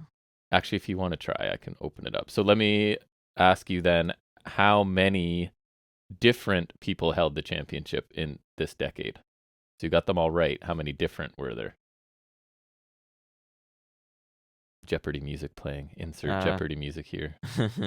I think I did the math right. I added them up. Because you got them all right. 6. 6? I thought 7. Lesnar, McIntyre, Orton, Miz, Oh, I forgot Miz. Lashley, Okay, yeah, 7. Big E, I forgot Miz. Ramen. Yes. Ramen Reigns. And Asian next Roman question Reigns. out of that, who has the longest reign of this decade at 202 days? Lashes. No. McIntyre. Correct. McIntyre. Okay, so you want to go back further? Okay, I so from Brock Lesnar, go back from there. Go ahead. This is now Okay. 2010 to 2019. Oh, So I don't know if I Lesnar? can do that. I can go pretty far. Okay, so Lesnar, Kofi, Correct. Daniel Bryan, Correct. AJ, Correct. Jinder, Correct. Orton, Yes. Bray Wyatt, Wow. Cena, Wow. AJ, Yep. Ambrose, Rollins, He's not looking, I Reigns, promise. Triple H, Reigns, Yep. Sheamus, Yep. Reigns, Rollins, Yep. Lesnar, Wow.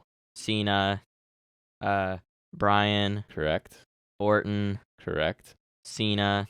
No. Wait, Orton, Cena. So you had Orton, Cena, Bryan, Orton. Orton. Oh, Bryan. Yeah, because you cashed in on Bryan. Yep. Cena. Nope. So What? Bryan, Orton, Bryan. Should be Cena. Bryan beat Cena for it. Not yet. What? So you got Bryan, Orton, Am I in Bryan, 2013? Orton, Bryan. Yes. Yeah, it should be Cena. So it's Cena. Listen to my words. Cena, Bryan, Orton, Bryan, Orton, Bryan. So you got another Bryan Orton in there you missed. Oh. They 'cause passed they it did back. a bunch of shenanigans. Okay, Right. so Orton, Bryan again. Yes. And so then you Cena. got Bryan Orton, Bryan Orton, Bryan Cena is correct. Okay. Then Rock. Yep. Punk. Yep. Del Rio. Yep. Now we're back to 2011. So be Del Rio, who Punk. nope. Cena. Yep. Okay, then Del Rio. Yep. Punk. Nope. What? Cena again? Yep. And then is it Del Rio? Or Nope. Punk? Nope. Somebody in between Cena and Punk. For less than a day Ooh. on July 25th, 2011. So you're right. It went Cena. Oh, Del- Mysterio. Right. Cena, Del Rio, Cena, Mysterio. Then, Punk. correct. Cena. Correct. Miz. Correct. We're now in 2010. Orton. Correct. Cena? No. Somebody in between Orton and Cena. Okay, hold on. Not Edge. No. Somebody we hold on. haven't mentioned yet, though. Okay. Somebody new, quote unquote. Because we're now back to June of 2010. Okay. He held it for 90 days. Okay. In between Orton and Cena. He is not an American person. He is from Sheamus. Correct. And Cena. Yep. Batista. Yep. Cena. Yep. And the last one from December 13th, 2009 to February 21st. Sheamus. Correct. Very good. So who had the longest reign in there? I'm just checking quickly. Punk. Was it? Yeah. He was like from Survivor Series 2011 to Royal Rumble 2013. You're right. 434 days. Yeah, that's what it was. So I only thought we were going to go 1 decade, but you crushed 2 decades worth of title runs. Good. That was easy for me. I do that with another title. That's fun. All right. I like that because it's easy for me, right? I just find a link to it and away you go. So we are going to change up the format slightly. Jack really did not feel like watching NXT UK this week, right? Oh, right, yeah. I didn't question that too much because it's been not very entertaining the last couple of weeks. Yeah, that was part of my thing. And then also we have like a bunch of other stuff to do. Right. So because we're going to have a big figuring it out at the end. So what I'm doing instead is I watched all of Impact Wrestling. I'm going to quickly go over that in this segment. Instead of NXT UK, I'll be replacing it with taking a look at this week's Impact Wrestling.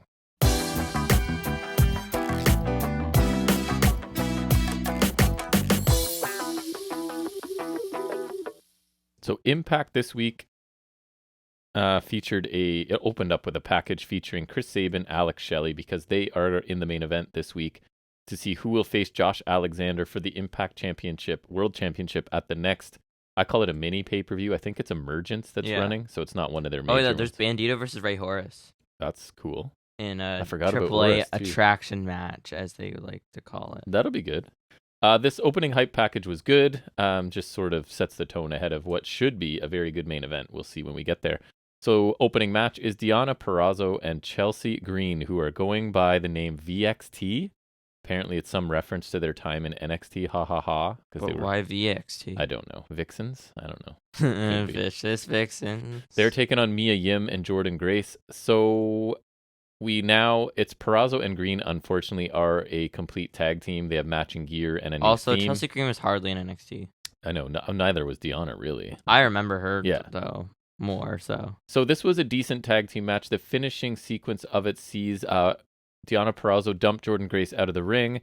Chelsea Green hits a jawbreaker, tags in Purrazzo, double Irish whip, meeting of the minds. Yim hits a double stunner. But Grace is still champion, right? Yes. Grace is unfortunately still laid out on the floor at this point, and VXT connects with it's like a double inside-out sort of suplex thing. It looks okay. So they picked up the victory here in 9 minutes. So for me, this is a bit of like two people I really, really like in Grace and Purrazzo being combined with two overrated people like Green and Yim. So this is my analogy for Green and Yim. I hope this isn't mean, but whatever.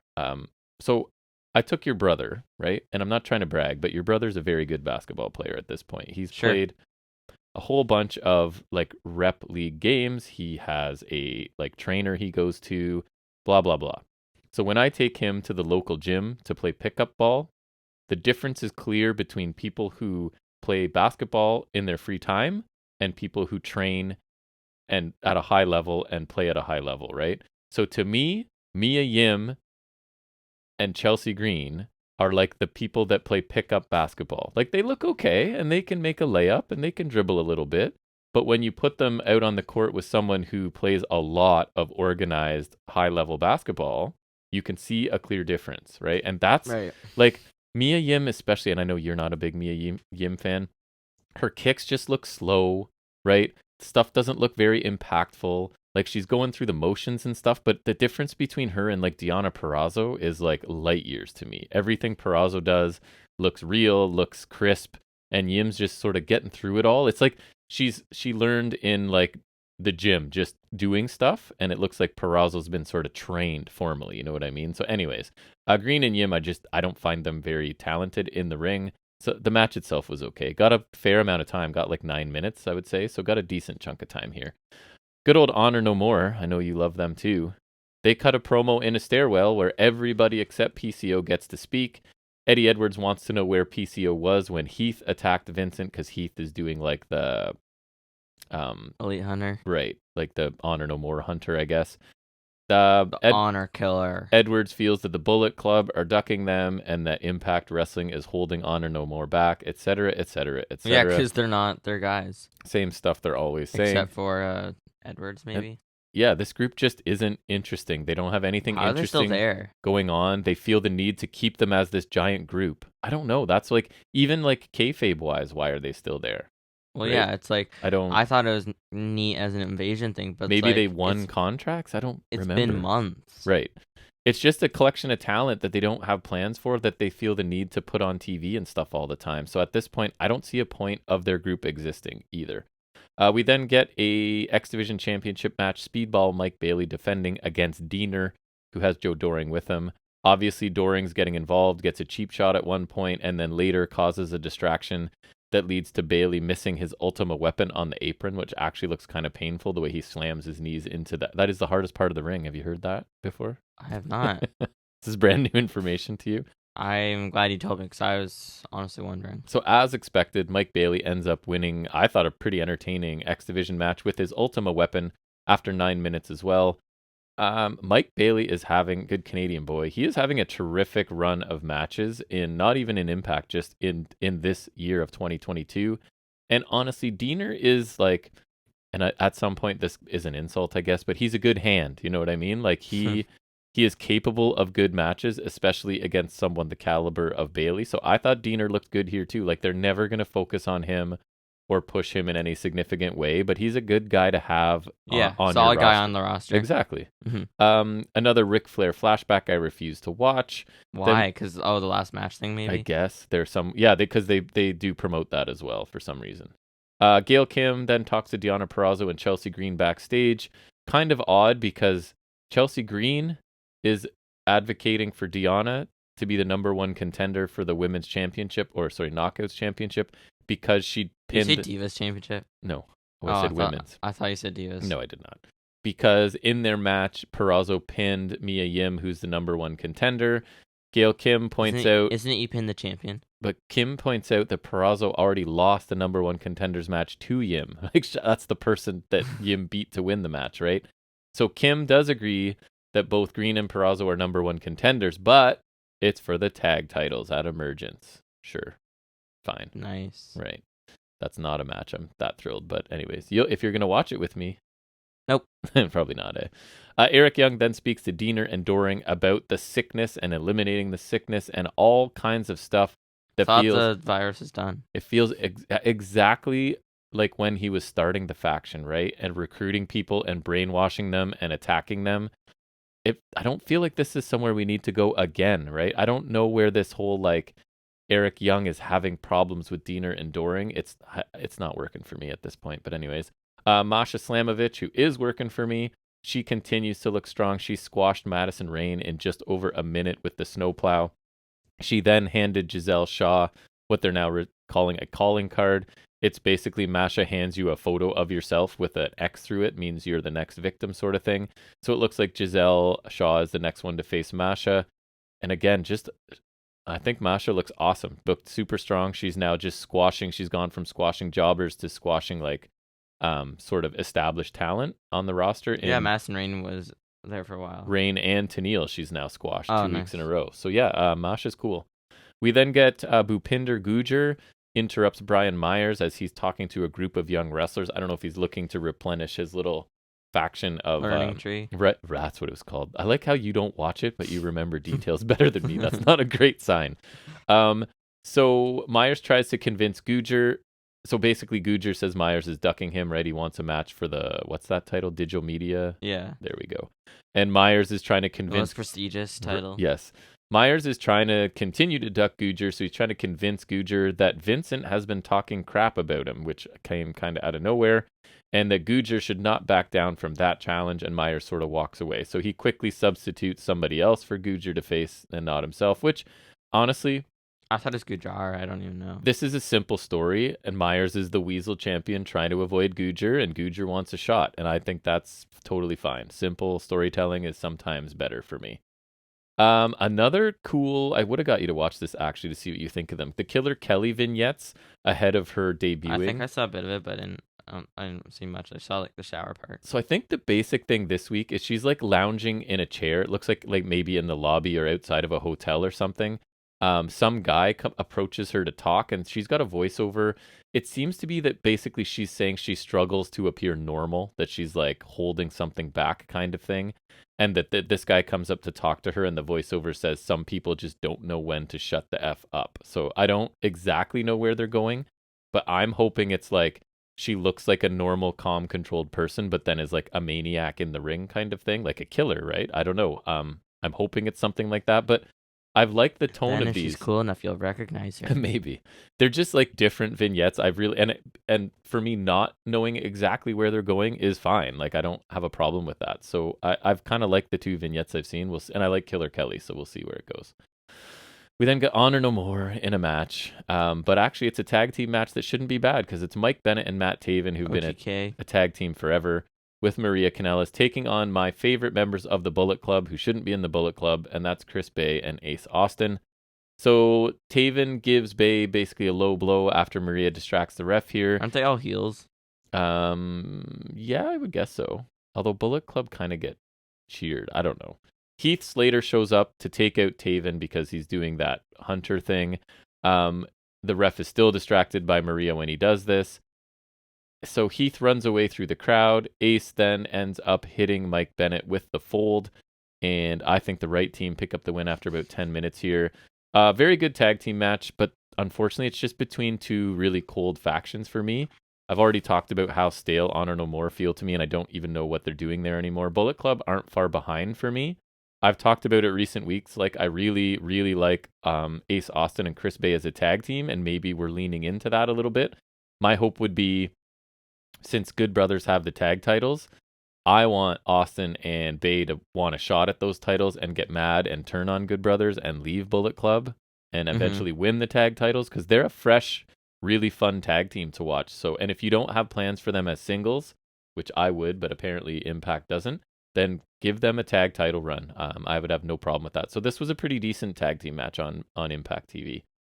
Macklin is then talking to Gia about Sami Callihan when the lights go out and Sami appears.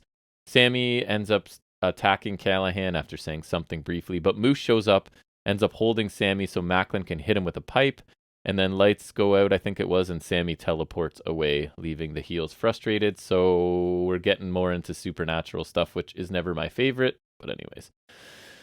Good old Jessica Havoc. Do you remember they went to the Undead Realm and brought her back last week? Yeah. In a segment that I just loved and gushed over. I'm sure you did. You know me, love the supernatural. So Havoc's talking to Rosemary and Taya. Havoc no longer wants to wear her gas mask thing. She prefers to wear fur coats now. Rosemary wants her to prepare for their tag team title defense. So is this not, let me ask you if you remember, is this not basically Su Yung and Susie again? Right? Oh, yeah. Go into the Undead Realm, drag her back, Kinda. but now she's Jessica Havoc and she's kinder, gentler. I thought she was Jessica Havoc before. She was just Havoc before. Maybe Jessica Havoc way before. Yeah. So it's now she's back and they want her to be the dark, spooky, whatever she's always been, but she's not. And that feels like Susie to me, and I don't know why we're going back to this. What happened to Su Yung? I don't know. She's been gone, eh? I don't know if she got released or what. I missed peak Su Yung. Su Yung is cool. Yeah. So I feel this whole angle is kind of dragging Taya down because I think she's above this, and supernatural, mid-card supernatural nonsense is not where I would have her, but for some reason, where she when is. you were talking about the tag title defense, I thought Havoc and Rosemary. No, sorry, I did make it sound like that. It's not. It's Taya and Rosemary that they want to get ready to defend for their titles, and I think they want Havoc as backup, but Havoc is not the backup they expected because now she's Jessica and likes fur coats and whatever. What a babyface thing, right? Josh Alexander's talking to Scott D'Amore. If anything, I think that's heel because Seth Rollins. Rich Swann shows up with his ski goggles on his head, just like Oliver Carter. Yeah, exactly. Swann says he lost his mojo after losing his title to Omega, but he's now got it back, and I think, long story short, he wants to face Alexander. Since losing his title to Omega, dude, that was like ages ago. Right. And I would agree he did lose his mojo a bit. D'Amore responds saying that Shelley or Sabin have Alexander next, depending on the outcome of the main event tonight, but Rich Swann can have a match with Kushida instead. And Swann is happy about this because Kushida is now in Impact Wrestling. as we will see later Is he on. like signing, or is it just like a New Japan thing? I think he's actually signing, but I'm not sure. Chris Sabin and Alex Shelley is our main event to become the number 1 contender for the Impact World Championship at Emergence to take on Josh Alexander. So we get a really nasty looking, I have very few highlights here. I just kind of go to finishes for Impact. But there was a nasty looking back suplex, I think, where the release went kind of wrong and Sabin looked like, or at least maybe they did it on purpose, I don't know. But Sabin looked like he landed on his head and neck. The ref did check on him quickly, but he seemed fine and everything continued. So near the end of this, Sabin and Shelley, things really pick up at the end here. They trade super kicks. Sabin hits Shelley with a huge clothesline. We get a few escapes from each man here. Shelley hits Sabin with a sliced bread. Sabin kicks out. A couple more roll-ups traded. Shelley hits his shell-shocked. Sabin kicks out of that, but Shelley, being the smart guy he is, immediately transitions into the Motor City stretch, which is basically like a crossface, I think. And Sabin taps out at the 17-minute mark. So Alex Shelley will face Josh Alexander at Emergence. Obviously, he has zero chance of winning the championship, but it's cool for him because he doesn't really get singles title shots, and it should be a good match as well. So after Diener and Joe Doring attack, and good old Kushida comes down to make the save, and Tom Hannafan is his name, right? Who I think is doing an amazing job as on commentary. I think he's honestly helped the product a bunch from Josh Matthews and Matt Stryker. Like, I think he's really, really good. But what was my pet peeve of his pronunciation? Do you remember? Kushida. Right. Instead of Kushida, it's Kushida every time. And it drives me crazy. But anyways, excellent TV main event match for Impact Wrestling, especially 2 talented performers given 17 minutes on TV. And a little bit of stakes attached, like realistic, simple number 1 contender stakes. No problem with that. I would suggest that there's no 2 performers that know each other better than these 2 guys. So I really enjoyed this match, especially the final few minutes leading up to the finish were really fun. And I think giving Shelley the opportunity is the right decision. Sabin's had those opportunities before. He's been the Impact champion before, right? Whereas Shelley, I think he even talked about it at some point on the show. He's never been a singles champion. I don't know. Or maybe a significant singles champion. Anyways, really good main event, setting up a number 1 contender. So overall, I thought this was a very good show in ring. Several matches were good and really strong main event. The storytelling and just kind of the angles going on are what's lacking for me. There's none that I would say I'm really engaged in, like Honor No More, Bullet Club, and Violent by Design are all factions that don't feel like they're doing anything important for me right now. Josh Alexander, simple story. I'm a fighting champion. That's great. But I think back to how much I love the story, right, of him chasing Moose for the title. Like, I was super into that. That, to me, was really good long-term storytelling. So this is all paling in comparison to that. Well, it kind of had to end at some point. It did. I am interested in Killer Kelly's stuff for sure, but everything else was just kind of there for me. But all in all, a pretty easy episode to watch when almost all of the in-ring work was good, right? So I gave the show a very solid B this week, which is higher than Dynamite. Weird.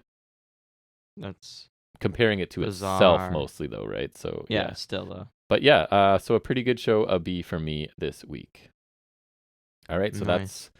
that's it for that. We're going to move into our next segment where I usually have Impact, but we're going to put something else in there. That's where we talk about whatever other wrestling stuff we want to from the week that we call any other wrestling business.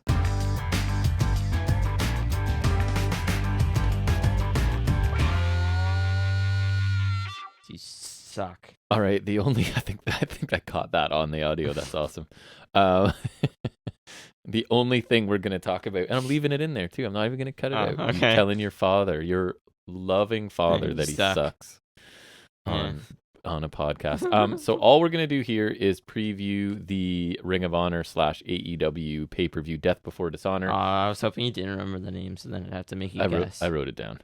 We're going to run through the matches and make quick predictions on this. So I leave that to you to drive so I can just make my predictions. Go ahead. I'm driving, so that means you're locked in the trunk. Nice. That's safe. So first 4 matches are from the 0 hour, which is their pre-show. And I assume that's free on YouTube or whatever, probably? Yeah, I remember you watched that before. It's like the buy-in. Sounds like something I'd do. All right, what do you got? Tully Blanchard Enterprises, which is Cage and Gates of Agony. Right. Versus Blake Christian, Alex Zane, and Tony Deppen. I will take the people that are actually signed there. Which is Tully Blanchard's group. I'm taking them too because Sorry, it's Zayn, who and who? Blake Christian and Deppen. Right. All good performers, so Yeah. that's kind of cool. Have you seen much Deppen? Probably not. No. Deppen's cool.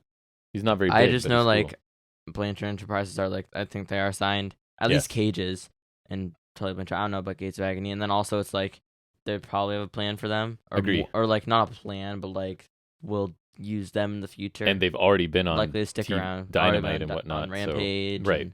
They debuted at the last show, like stuff like that. Yeah. So I feel that is an easy pick. Did you hear that? No, I was just wondering why you were looking. No, there's like a single piano key sort of played somewhere in my headset. Weird. But yes, we'll both pick the same on that one. Allison Kay versus Willow Nightingale. I'll just pick Willow because I've seen her before. Same idea. I'm going to take Willow because she's been on AEW TV. Yeah. Allison Kay's not bad. That's a battle of sort of powerhouse women. Yeah. Shinobi Shadow Squad, which is Cheeseburger and Isom. Yep. Versus Trustbusters, which is some guy named Slim J and Arya Davari. Ooh, I'll take Cheeseburger and Isom because I don't know. Me too. I like Eli Isom. I know they're from Ring of Honor. So I'm not a big Cheeseburger fan, but I'd like Eli Isom. And I feel like he's the guy they should probably showcase in this to see if they want to sign him. I don't know. He's really young and really talented. He was one of the interesting to see a Davari showing up. When I was reviewing ROH, I really liked Isom. Ready for a big one? Yep. Colt Cabana versus Anthony Henry. Colt Cabana versus Anthony Henry. I'm taking Colt Cabana. How's it, Anthony Henry? I'll take Anthony Henry. Okay. Just because you don't like. Because why does Colt Cabana need a win? Why does Anthony Henry need a win? Because he's like a young guy who's on his way up. Yeah. I don't see that happening. I'm not confident, but I don't want to pick all the same, so I'll go out on a limb with my boy, my favorite jobber, right? Anthony Henry. Yeah. Or Danny Jones from UK. I do like him too. You're right. All right.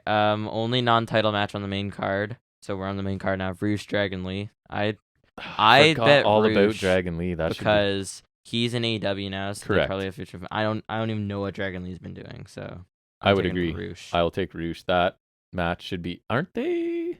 They're brothers. Brothers, right? Yeah. They build it as Battle of the Brothers. Yeah, that match should be sweet. And same reason. I don't know why they're fighting, but cool. Roosh is already on AEW, is already sort of involved in an angle and a faction. He's with Andrade. Right, so I'm going to say... He's already got it made. I mean, maybe Dragon Lee joins them after, but I see Roosh winning.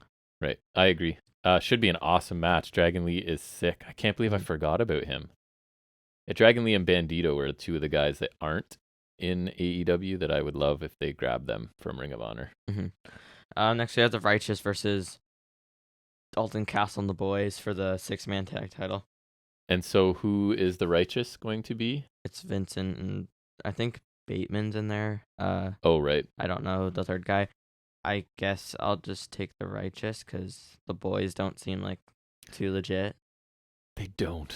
I will also take the Righteous. This is boring. This is where I don't really know because... Yeah, I'm not a big fan of either. Like, I like Dalton Castle. I don't think I've seen the Boys wrestle before, so... Is it only two of the Righteous? Is it just Vincent and... 6-man tag titles. So it's Vincent, who, and Bateman. Don't know. I have no clue. Trying to think of who usually... Oh, they had that guy. They recruited a big dude. I forget his name. Oh. Big generic looking guy. Was it Beer City Bruiser? No. It looked like him. My God, I forget his name. Anyways, doesn't matter. We're picking the same people there. Martinez versus Deeb for the women's title. I want to pick Deeb because she feels more AEW. And I know who I'm picking. Also, because I'd like for her to get a title. Yep. So? Who you taking? Deeb. You're taking Deeb too? Yeah, I am taking Deeb. I didn't know you were taking her yet, but yes, I am taking Deeb. I think it's time for her to have a title. And yeah, and then she doesn't Mercedes has just been like forgotten, right? Right, so. And I feel like Deeb is like some AEW has that they want her. Like, I'm not sure. Like, Martinez is affiliated with them, but she's not like super AEW to me. And also, I'd like for Deeb to have a title. Me too. Also, I don't think she'd get one of the titles, even though I think she should take Rosa's title. Me too. I mean, who's to say she still can't? But right. This is something for her at least. Yep. Hopefully, I'll take Deeb. Yuta versus Garcia for the pure title. I'm gonna take Yuta. I don't see Garcia winning it. I also think it's Yuta. Yeah. Because he's just a lot more attention right now. I mean, that one. Do I want to switch? I feel like Yuta's. I don't see Garcia. Yeah, I'll take Yuta. I think there's a chance Garcia wins it, but I'll take Yuta. Samoa Joe versus Jay Lethal for the TV title. This I'm not sure because I don't know. I feel like they could keep it on Joe because he's one of their guys, but then also he hasn't really been doing anything. Yep. So I'm not sure if I want to take Lethal or not. Who are you taking? I'll let you pick first. I think I know who I'm picking. I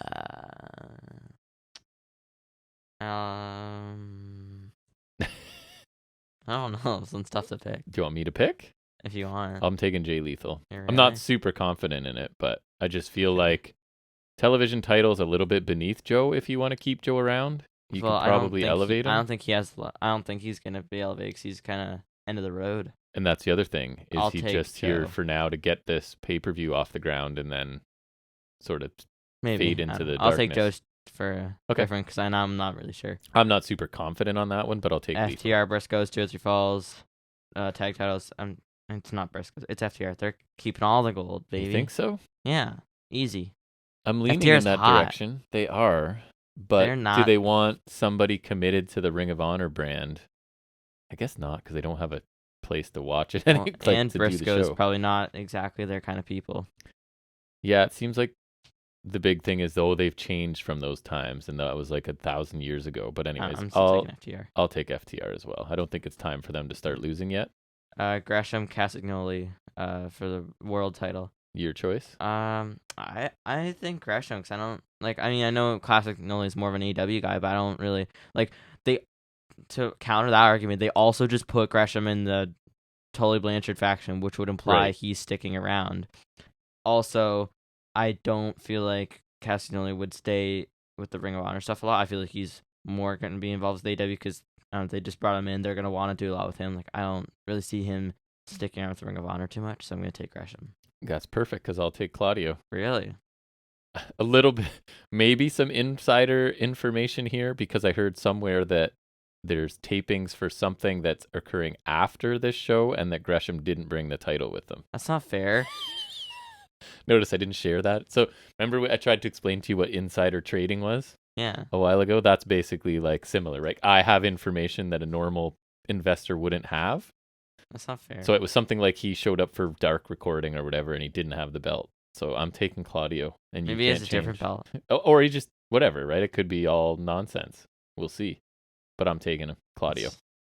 Cheap. And honestly, I'm just hoping for a really entertaining show. Like, so Gresham, Claudio should be awesome, right? FTR, Briscoe should be awesome. Deeb Martinez could be really good. Joe Lethal could be awesome. Yuta Garcia could, like, almost all of the matches could be really, really good, right? So yeah, it should be pretty good. But the only one I'm like super interested in is the tag match. And because there's not a ton of matches, right? We were saying like, this could be like replace our takeovers. The ROH pay-per-views could follow that model where it's like 5 matches and they're all bangers.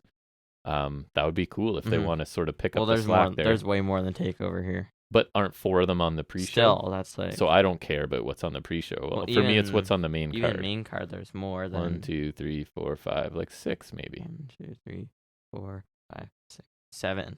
7? I'm missing one then. I don't know what one I'm missing. Which one are you missing? I don't know. Doesn't matter. But yeah, so hopefully that's a good show. That's on tonight. I don't know if we'll get around to it tonight or not, but we will. I'm gonna watch it for sure. I don't know if you'll watch it or not. I will check out some of it at the very least. And maybe I'll just watch it. And while we're in this any other wrestling business segment, I will say I have been mostly keeping up with New Japan G1 Climax. Right, I just watched Night 3 last night, which I didn't really enjoy very much at all. But just to quickly refresh my memory on the first night. Hinare surprisingly on night 1 beat Tanahashi, right? I was surprised by that. It was an okay match. Ospreay beat El Phantasmo. That was good. Jay White beat Sonata. That was good. And Okada Cobb was my favorite match, I think, on that show. There's really been nothing super amazing. From night 2, what did I like? I actually liked Tai Chi versus Tomohiro Ishii quite a bit. And then it was Yano and Jonah, didn't care much. Sabre Jr. beating Kenta was pretty good. Robinson Takagi I didn't think was as good as it should have been. And then last night was, what did I tell you? It was Takahashi and David Finn. Listen to the star-studded lineup here in G1 Climax. Well, I don't know. Takahashi defeated Finlay. Meh. That doesn't sound horrible. Tama Tonga defeated Chase Owens. Meh. Fale beat Archer by countout. Oh, yeah, that sounded funny. And Goto finally got a win against Naito in the final, which was the best match, but not great. So, like, I remember back when I was watching G1, probably 2015, 16, around there, every night there was like 2 or 3 matches that were like, you gotta go see them, you gotta go see them. And I would argue after watching the first 3 nights of G1, there aren't any I would be like, because you know me, I'd be grabbing you and going, you're watching this, sit down and watch this. And there hasn't been any of those. So I'm hoping it picks up. I haven't been super thrilled. It's been like solid, you know what I mean? Nothing's been awful, but I want to love some matches, and so far I haven't. But anyways, you ready to move on to final segment? All right. And it's a big one. Why? What's going on? San Diego Comic-Con. Right. So we got a whole bunch of new releases for our final segment where Jack updates us on the world of wrestling action figures and anything else that fits that description. And that is our final segment called Figuring It Out with Jack. All right, so you suck. There, I had to sneak it in the front of your segment because I went back and listened to it, and it's in there. All right, so there's some stuff pre Comic-Con, so that is also here. Some new basics. There's it's basic. Let me see. 134. So yeah. Yeah. Cool. So first off, there's Sami Zayn, which is pretty current, as you'll see, because it's in like the green pants, which is a little outdated now because he does the black pants, but it's in the green baggy pants or the khaki pants or whatever. He's got a paint on shirt. I'm the Intercontinental Champion. That's recent, right? Because he's held the title recently. Exactly. Yeah. Current. So that's kind of neat. I guess you could get that head sculpt for cheap, or head scan, but even I don't know. Then there's this Becky, which is basically just a repaint. It's from SummerSlam when she returned and squash build there, so that's okay. Nice. Then there's Rollins in a blue suit, which I think the suit's really cool, but then they reused a head scan from years ago, so the head does not work. Like, suit's okay. I mean, the suit's cool. Like that's like because that's cool because you don't have a suit of Rollins from this era yet, but like yeah, the head scan doesn't fit. I wish they used one of the man bun heads. Like that's when you should be using the man bun head, or like they need to make a current head scan of him with long hair. Like they haven't done a current long hair Seth yet. It's a man bun. You're always saying it's the man bun. Yeah, on the elites, like they need a current long hair Seth, like with the longer beard, like the current look. Right. We need a current Seth. Current Seth. Or current-ish. Then you have Shelton Benjamin in like a Hurt Business gold gear, so that's kind of cool. Nice. Shelton Benjamin has not had a figure in a while. Has he done anything in a while? Has he done anything in a while? No. Cool. He's also using the same head scan from Elite 63. Nice. For reference, we're on Elite 94 now, so... So I feel like you're suggesting that it should be updated. It's 30 series old. Right. Then he's also got the Chase variant in like a black gear, so that's all right. Nice. Just a repaint. And then there's also Indy Hartwell. With their Razor Ramon gear, comes with the vest. Indy Hartwell. It doesn't look too great. I feel like she's close to a release, man. Honestly. I'm not too thrilled with the head scan. I'm trying to like zoom in. Like, do you see? I'm not too thrilled with the head. It does not look like her very much. No. Next we have Ultimate Edition Series 14. So first we have Jeff Hardy, WWE's Jeff Hardy. I've heard of him. And it's kind of cool. It's a early 2000s Jeff Hardy. It's in the white pants with the zebra pockets, and so I like because he's got arm paint on one side. And he's got like a couple of heads. Looks like Sting from here. He's got like a cloth shirt with the Brood Hardy on it. Nice. Then he's got. I like the arm paint. That's kind of cool because it's different. I really like it because it's different. So that's cool. And you have Ultimate Edition Roman Reigns. He's got the red gauntlet with the sculpt on it. He's got the blue Universal title, a Bloodline shirt, a cloth Bloodline shirt, which I think has a logo on the back too, even though it's Velcro, which is cool. The same long hair sculpt from Elite 84, same man bun sculpt from Elite 84, and then a new screaming head for the AOWB. That looks like the AOWB. It does, and he's also got the red way. So that's kind of cool. Open, mic holding, and fisted hands. Okay, so now we go to San Diego Comic-Con. This is from the preview night, so this would have been Thursday. Sure. Wait. Nope.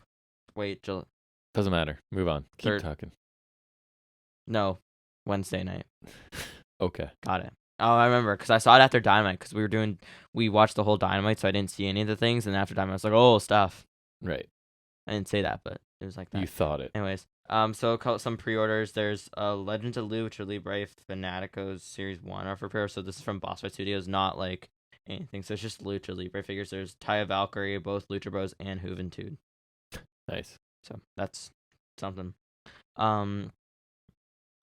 Unmatched Series 5 is up for pre-order. AEW Unmatched Series 5 is up for pre-order on ringside. So there's the LJN Derby, Red Velvet. Then I know it's going to be Guevara and Spears from their Blood and Guts gears. Yep. So it'll be like the inmate look and then the white gear for Spears. Inmate right? look, yes. Then there's a promo gear Omega from like his title run, so that's kind of cool. Nice. And then Bryan Danielson, so that's cool.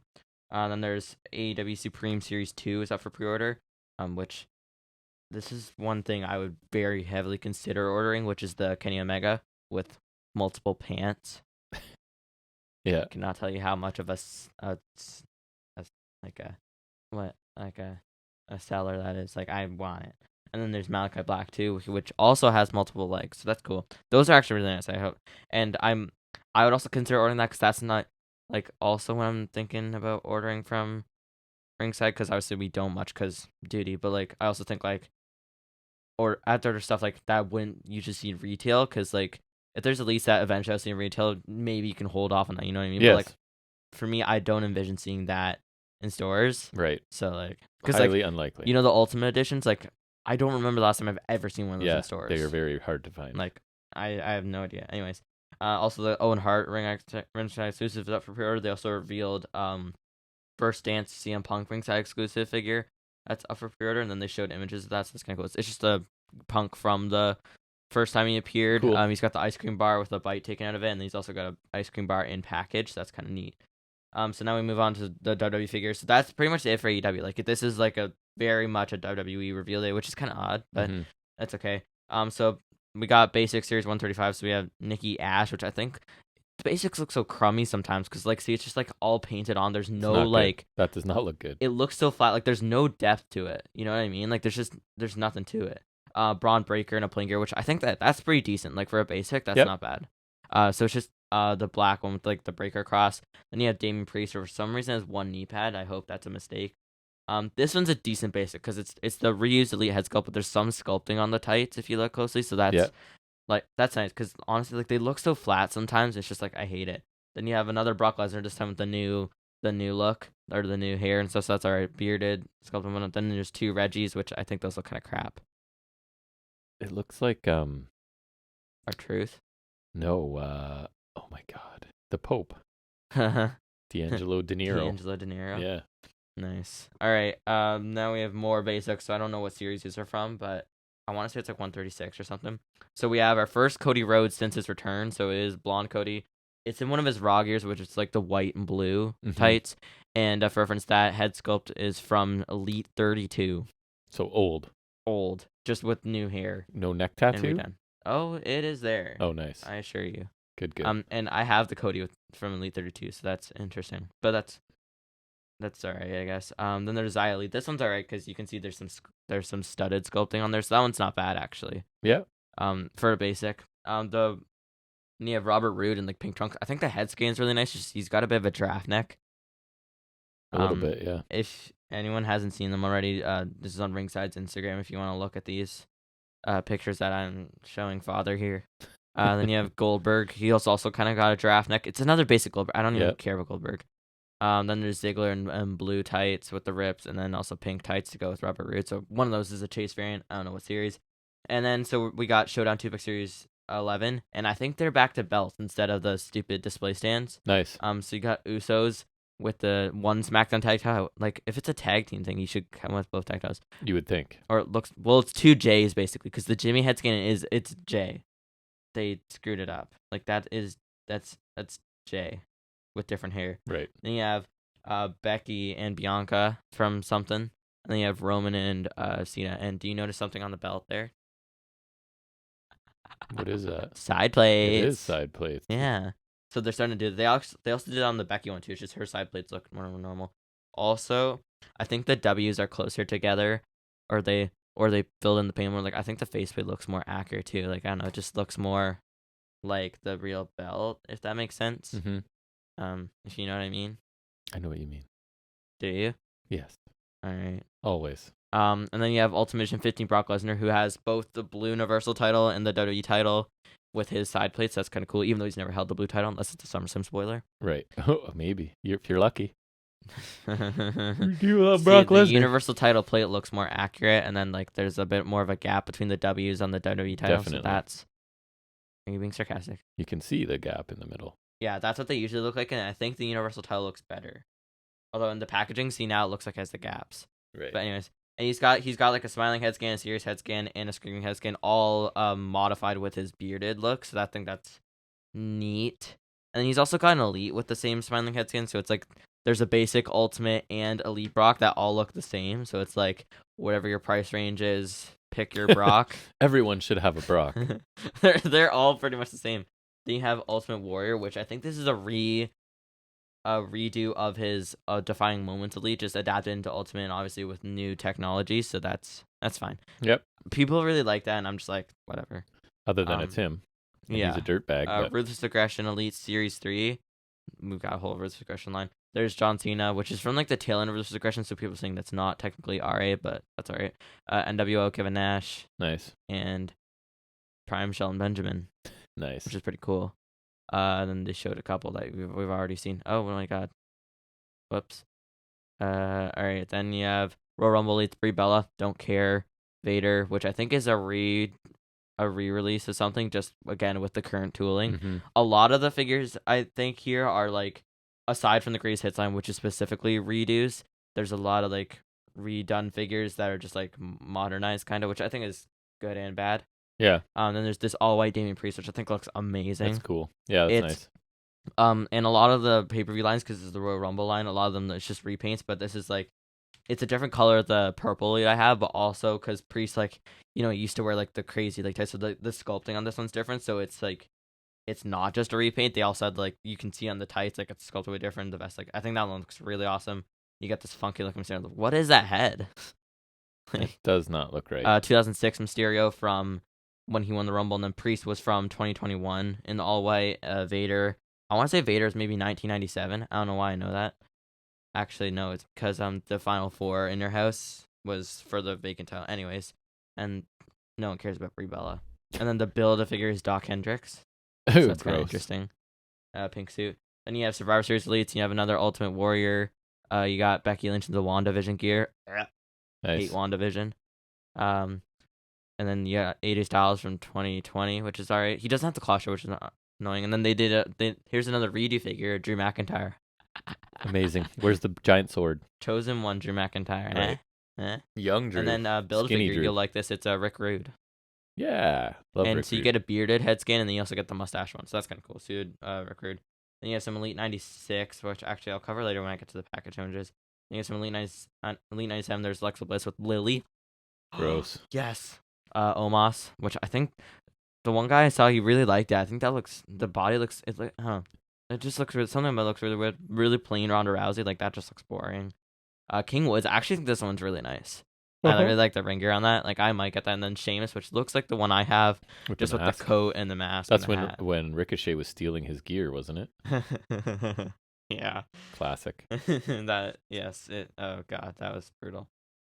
And then I think I can just like scroll up to where the renders. Okay, so top pick talent elite wave 2. So there's Roman Reigns with the head of the table claw shirt I already have from my Elite 88, and he just got like, because the red gauntlet on the Ultimate Edition, they sculpted it like in like accurately, and then this one is just the gold gauntlet painted in red, so it's like a little less accurate, and then they reuse the head skin. So that one's pretty much just like a repaint. It's nothing. Speaking of something though, got a new Seth Rollins, yo. Right. But it's not Thanos. Not Thanos Rollins. It is Rollins from Royal Rumble 2021. So this is nice. It's basically just a repaint of his Elite 93, and it's pretty similar because they have the same color scheme, but I like it because it's another Seth Rollins, and I will buy it because it's another Seth Rollins. I also need the Elite 93 Seth Rollins because it's another Seth Rollins. It is indeed, which you have 1 million of already. Yeah, but you can never have enough Seth Rollins. I guess. Because it's Seth Rollins. He's, in my opinion, he's pretty toyetic. Speaking of toyetic. We got Rey Mysterio in like a pink and yellow. I think that's pretty interesting because it's a pretty bright color. And he's got like this one of those pullover tops. It's like a Wu-Tang kind of thing with the Mysterios. Yeah. Yeah. So that's cool. I think that's a pretty nice mystery. They pump him out. Oh, like, yeah. He is. Little kids love him. Yeah, even the amount of Rey Mysterios today is insane. So we got the Elite Greatest Hits line, which is basically just like redone figures with the current tooling. So we have Elite 8 Undertaker re-put out in this line. So Greatest Hits Undertaker. So that's nice. Mm-hmm. They changed the head skin to look better, and he's also got like that. I remember that coat being from the figure, so that's kind of interesting. Then you got they released the Attitude Era figure Rock with this shirt thing. I don't really care about that one. Classic Rock shirt. Rikishi with the Intercontinental title, so that's cool. Another re-release. My favorite of the set, which is the Halloween look Mysterio, because it reminds me of Penta. It does. I like it. I'd get that if I ever find it. Then there's Jake the Snake with said snake. With a snake. Clever. And Bam Bam. What outfit is that? Oh, that's just his entrance gear. Cool. Yeah. And I like his logo here because I noticed it's a BBB. Mm-hmm. Okay, Elite 96. I really like this. It's a King Nakamura, and he's got like the claw tech in the all white. I think that's awesome. Yeah, all white Nakamura cool. Is pretty sweet. Then we have Elite 96 Brock. He comes with steel stairs and a camera, so at least interesting accessory. Because again, same Brock. Just Elite. And then you got first time in the line, Ilya Dragunov. Not bad. Head's gonna be a little iffy, but I think it's pretty good. They went for the short boots look. Then you have a Skeletor Kofi. Cool. That's not bad. Hulk Hogan with weird accessories. It's very specific Hulk Hogan. There's quite a few Hulk Hogans. Then you have Dewdrop in the metallic green, and then also Dewdrop in the blue. So, if you like Dewdrop, she's fine. Then you have there's this Raw 30th anniversary, Elite 3-pack available. I think it's a Target exclusive, so I doubt we'll see it unless they throw it at Toys R Us. That is possible. It is your only hope, probably. So you have some repaints. You have a new Undertaker from like think early to mid 90s when they had the Raw letters. They have 123K with a money bag and cash, and then Green Razor Ramon. You also got the Raw letters. Also, yes. I thought a good idea for a pay-per-view for a thing would be like if you get this and you don't want to use Raw, you could rearrange them. You could do like a pay-per-view like I know WCW had one called Wrestle War. You could do that. You just rearrange them to be War. Yes, you could. It's pretty smart, right? Yes, you could. Or make a promotion called ARW. Yes. Or all Reject Wrestling. Oh, Reject Wrestling. They just like Wasn't exclusively that one of the gimmicks of the indie show? It was the Reject. Oh, right. I forget who that was now, but I don't remember. Who was it? I don't remember. Oh, that's gonna annoy me. I remember now. the Boot. Oh yeah, Rex. Something. He was cool. I remember Wheeler. There was the one guy. There was the Messiah, the Face Buster. Right. JT. I thought it was that guy. Maybe that was no. Okay. You figure that out while I keep going. I'm trying. So there's a Superstore ring. It says Superstore ring, and this would be Superstore ring. It's another one's basic rings with the sticker. It doesn't matter. Ultimate Edition fan takeover Goldberg. It's nothing new except for the steam blowing face, which is funny. Weird. Comes with the WCW title, WCW US title. Then there's this Amazon exclusive 3-pack, Elite 3-pack. It's red Roman Reigns with the white Bloodline shirt, Brock in jeans, and a new Paul Heyman. So that's pretty cool. That's gonna be a seller because I know people want a new Paul Heyman. Some new Superstars figures. There's Natural Disasters, Randy Savage, Rock, and Mr. T. Oh, Rick Rude and the Intercontinental tights. I didn't see that before. That's cool. Oh, the Messiah of the Facebuster is the Reject JT Kirk. JT Kirk. Okay, I thought it was him, but I wasn't sure because I thought he had that name, so I was like... It was. There's a Retro 4-pack. It's Doink, Rhythm and Blues, Greg Valentine, Lex Luger, your boy, and Tugboat. Nice. Who's probably your boy, too. And so they have packaging images for the Survivor Series. I just want to show you this because I think the packaging looks really nice for some reason. I don't know why I really like that. But that's cool. And just like all the colors looks really cool. So here's some pics of the Rick Rude. There's him with the mustache. That's cool. So now we're into a lot of renders. They tend to do these. So then you have some Ruthless Aggression figures. Tori Wilson with the dog. Yay! Great. Eric Bischoff with... Oh! Because he comes with this old guy head, and I was like, what is that part of a Build-A-Figure? Remember the Billy and Chuck wedding? Yeah, when he got unmasked. Yeah, okay, I just got that now. That's funny. I was so confused until now. That's funny. That's a good accessory. So then you got some other basics. Pat McAfee. Oh, there we go. That Pat clarified McAfee. it. The reject was the guy with the Buddy Murphy shorts. Yeah, Yeah, JT Kirk. I just couldn't picture him. That's all. Sorry, I was still looking Pat him up. McAfee. I think that's his Mania look, or maybe it's his NXT Takeover look, and then he's got Chase variant. And someone didn't know who this was, but that's obviously the War Games look because the armband is after for the brand. For the Kings brand of NXT. Yo. Yep. There's Cody Rhodes, Siley. Oh yeah, Commander Aziz. Yes. Amazing. Even better, Aaliyah. Dude, the render of this looks flat. Not like flat in the women's sense, flat in the basic figure sense. Yeah, it's not great. Because just like the paint. There's this all-type champ. That's not bad. Ciampa, and then Ciampa in trunks. So I just read a thing where Vince told Ciampa his legs are too skinny. He's got great broad shoulders, but skinny legs. His figure are pretty skinny. One of the funniest reveals I think is Dingo Warrior from the Legends 17. So he also comes with an Ultimate Warrior head, but I think that's cool. And then you got, I think it's Air Styles or it's a WCW AJ Styles. So I think that's really funny. And I saw someone say like now people could use that to make Mattel customs of TNA AJ because it's pretty similar. So yeah, that's kind of cool. Short-haired AJ. Yeah, you got Ken Shamrock in the green, the Intercontinental title. Then Jonathan Michaels, which I think is a redo of the he had like a ringside exclusive a long time ago, so that's a redo. Paul E. Dangerously. Nice. Does he come with a phone? Yes, he does. And an ECW hat. You got Fatu in 2 different looks with the bamboo stick too, and he's got the floor power ones, and you also got Samu. So you got the head shrinkers. So I think that's kind of cool. I would like to say I do kind of like the idea of having the WCW AJ and the Dingo Warrior in there because I like that they're using the Legends line to like kind of like put out these alternate kind of like weirder versions of people that you probably wouldn't get in the main line. Like you're not getting like also like Mark Callis in the main line. So I think I like they're kind of using it to put out these that's cool different versions of people because I think that's kind of interesting. Speaking of AJ Styles, he's getting Ultimate Edition 16. So one of the Ultimates I wanted to see was here. So it's the white and blue from Mania this year. I think that looks really nice. Now I just need the Thanos Rollins. Never. So, Ultimate Thanos Rollins. First Jeff Jarrett figure, Ultimate Edition 17. So that's great. Something. Jeff Jarrett's all over the place right now. Yeah, he's. I don't know. Working multiple promotions. And then you got all pink Brett, which I think is a redo of. He had like a ringside exclusively, which is all pink. So they're doing that in Ultimate. I think that's pretty nice. I like the all pink. Then you got upcoming Rock. Nice. And a gray render, my favorite. Yep. I love me some gray renders. WrestleMania 39 elites. You got Hollywood Hogan and Rock from Mania 18, and then you got Dusty Rhodes and Macho King from WrestleMania 6, I want to say, and then Build-A-Figure Mean Gene. Sweet. Because you gotta have the Build-A-Figures. Then there's the Royal Rumble elites, which we already saw. Upcoming Queen Zelina. I forgot about her too. Yeah. Upcoming Matt Riddle with the scooter, black and red. Happy Corbin comes with the bum Corbin head too. NXT Mandy Rose, gross. With the wings. Yep, with the wings. One of my favorite reveals. Elite 98 Demon Balor. Cool. Woohoo! I love me a good Demon Balor. You do.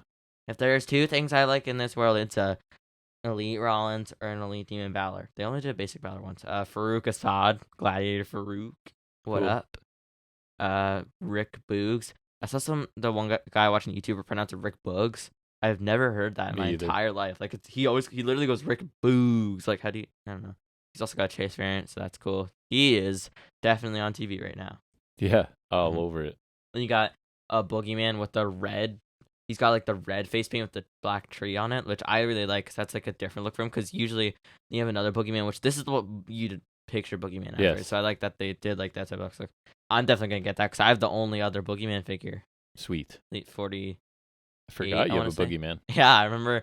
I got that. I was like actually happy. Not a great worker, but a cool gimmick. Yeah, I just thought Boogeyman was funny. I was like Boogeyman. Then we have some upcoming elites. Johnny Knoxville in a gray render. Awesome. Right, Sonya Deville. That's kind of interesting. And ready? You ready for it? It's something you'll really like. What? Mr. America. Ugh, gross.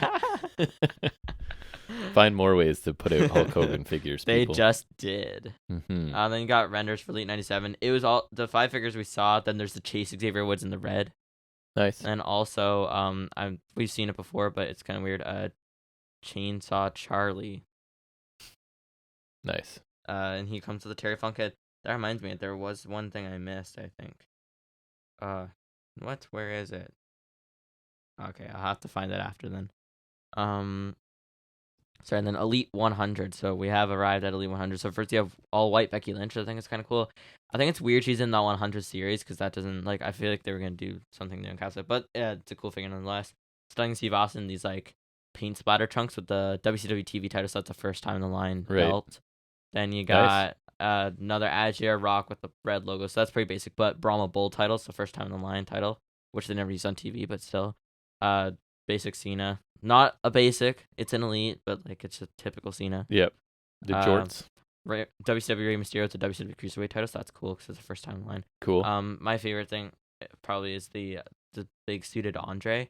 He comes with the big belt that he never used. Yeah. Which I like because I might use that for like a world title because they never use that. So it'd be like it's not like a title that's been seen on TV. So that's cool. I'd get that because I'll probably try to get the Andre just for the belt. Yeah. I haven't done that in a while where I just got to figure it's for the belt. You haven't done that in a while, which is probably a good thing money-wise. Yeah. Then there's a couple of retro figure 2-packs. There's just NWO, Hollywood Hogan, your boy. Then Hall, Nash, and Six. So I think it's Hall and Nash, and then it's Hogan and Six. Nice. Oh, speaking of.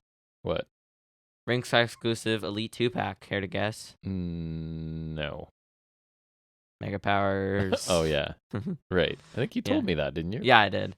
Macho Man has the big cape, though, so that's kind of cool. Yeah, that is cool. And then it's just a bunch of pre-orders. So Showdown 2-packs are there. A couple basic series are there. Some elite. A lot of the elites are available now, so that's kind of neat.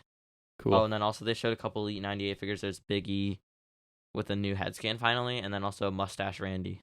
Mustache Randall Keith, and then there's some stuff on that they don't show on the rings. Sometimes the ringside doesn't cover some of the exclusives. Oh yeah, I forgot to show this one thing that it's kind of interesting. Sorry, where are they? I found it. It's basically like if anyone remembers the WWE Stack Down, which is like WWE Legos. Now AEW looks like. Oh that. Yeah, I remember showing you that. So that's kind of cool. That's interesting. I think that extra torso is for Orange Cassidy, so then you can wrestle with the jacket. Funny. Yeah. I think those are kind of cool. If I ever see those, I'll definitely try them out. And then they had a couple of these. There's this Ultimate Edition 2-pack, which is Coliseum Collection. So this is Terry Funk, which I think is a redo of his the branding iron. Legends Nice. Elite. Yeah. Yeah, so that's a redo of an older figure that was an Elite. So now it's an Ultimate. And then you also got, want to guess? No. Hulk Hogan. Oh my God. So many. This thing comes with a big green belt, which I think that's cool. But other than that, I don't really care for it. I think that's it. That is for sure a record. That was basically a half hour figuring it out, buddy. Was it? Yeah. From Nice. 159 to 227 we're approaching now. But that's good. Lots of exciting stuff for you to hopefully find in stores at some point. Oh, I will. I'm even considering ordering stuff because Wow. Seth Rollins. Right. Well, I guess Kenny Omega. that's going to wrap up episode 105, and we're going to check out some ROH at some point and probably report on that. People coming.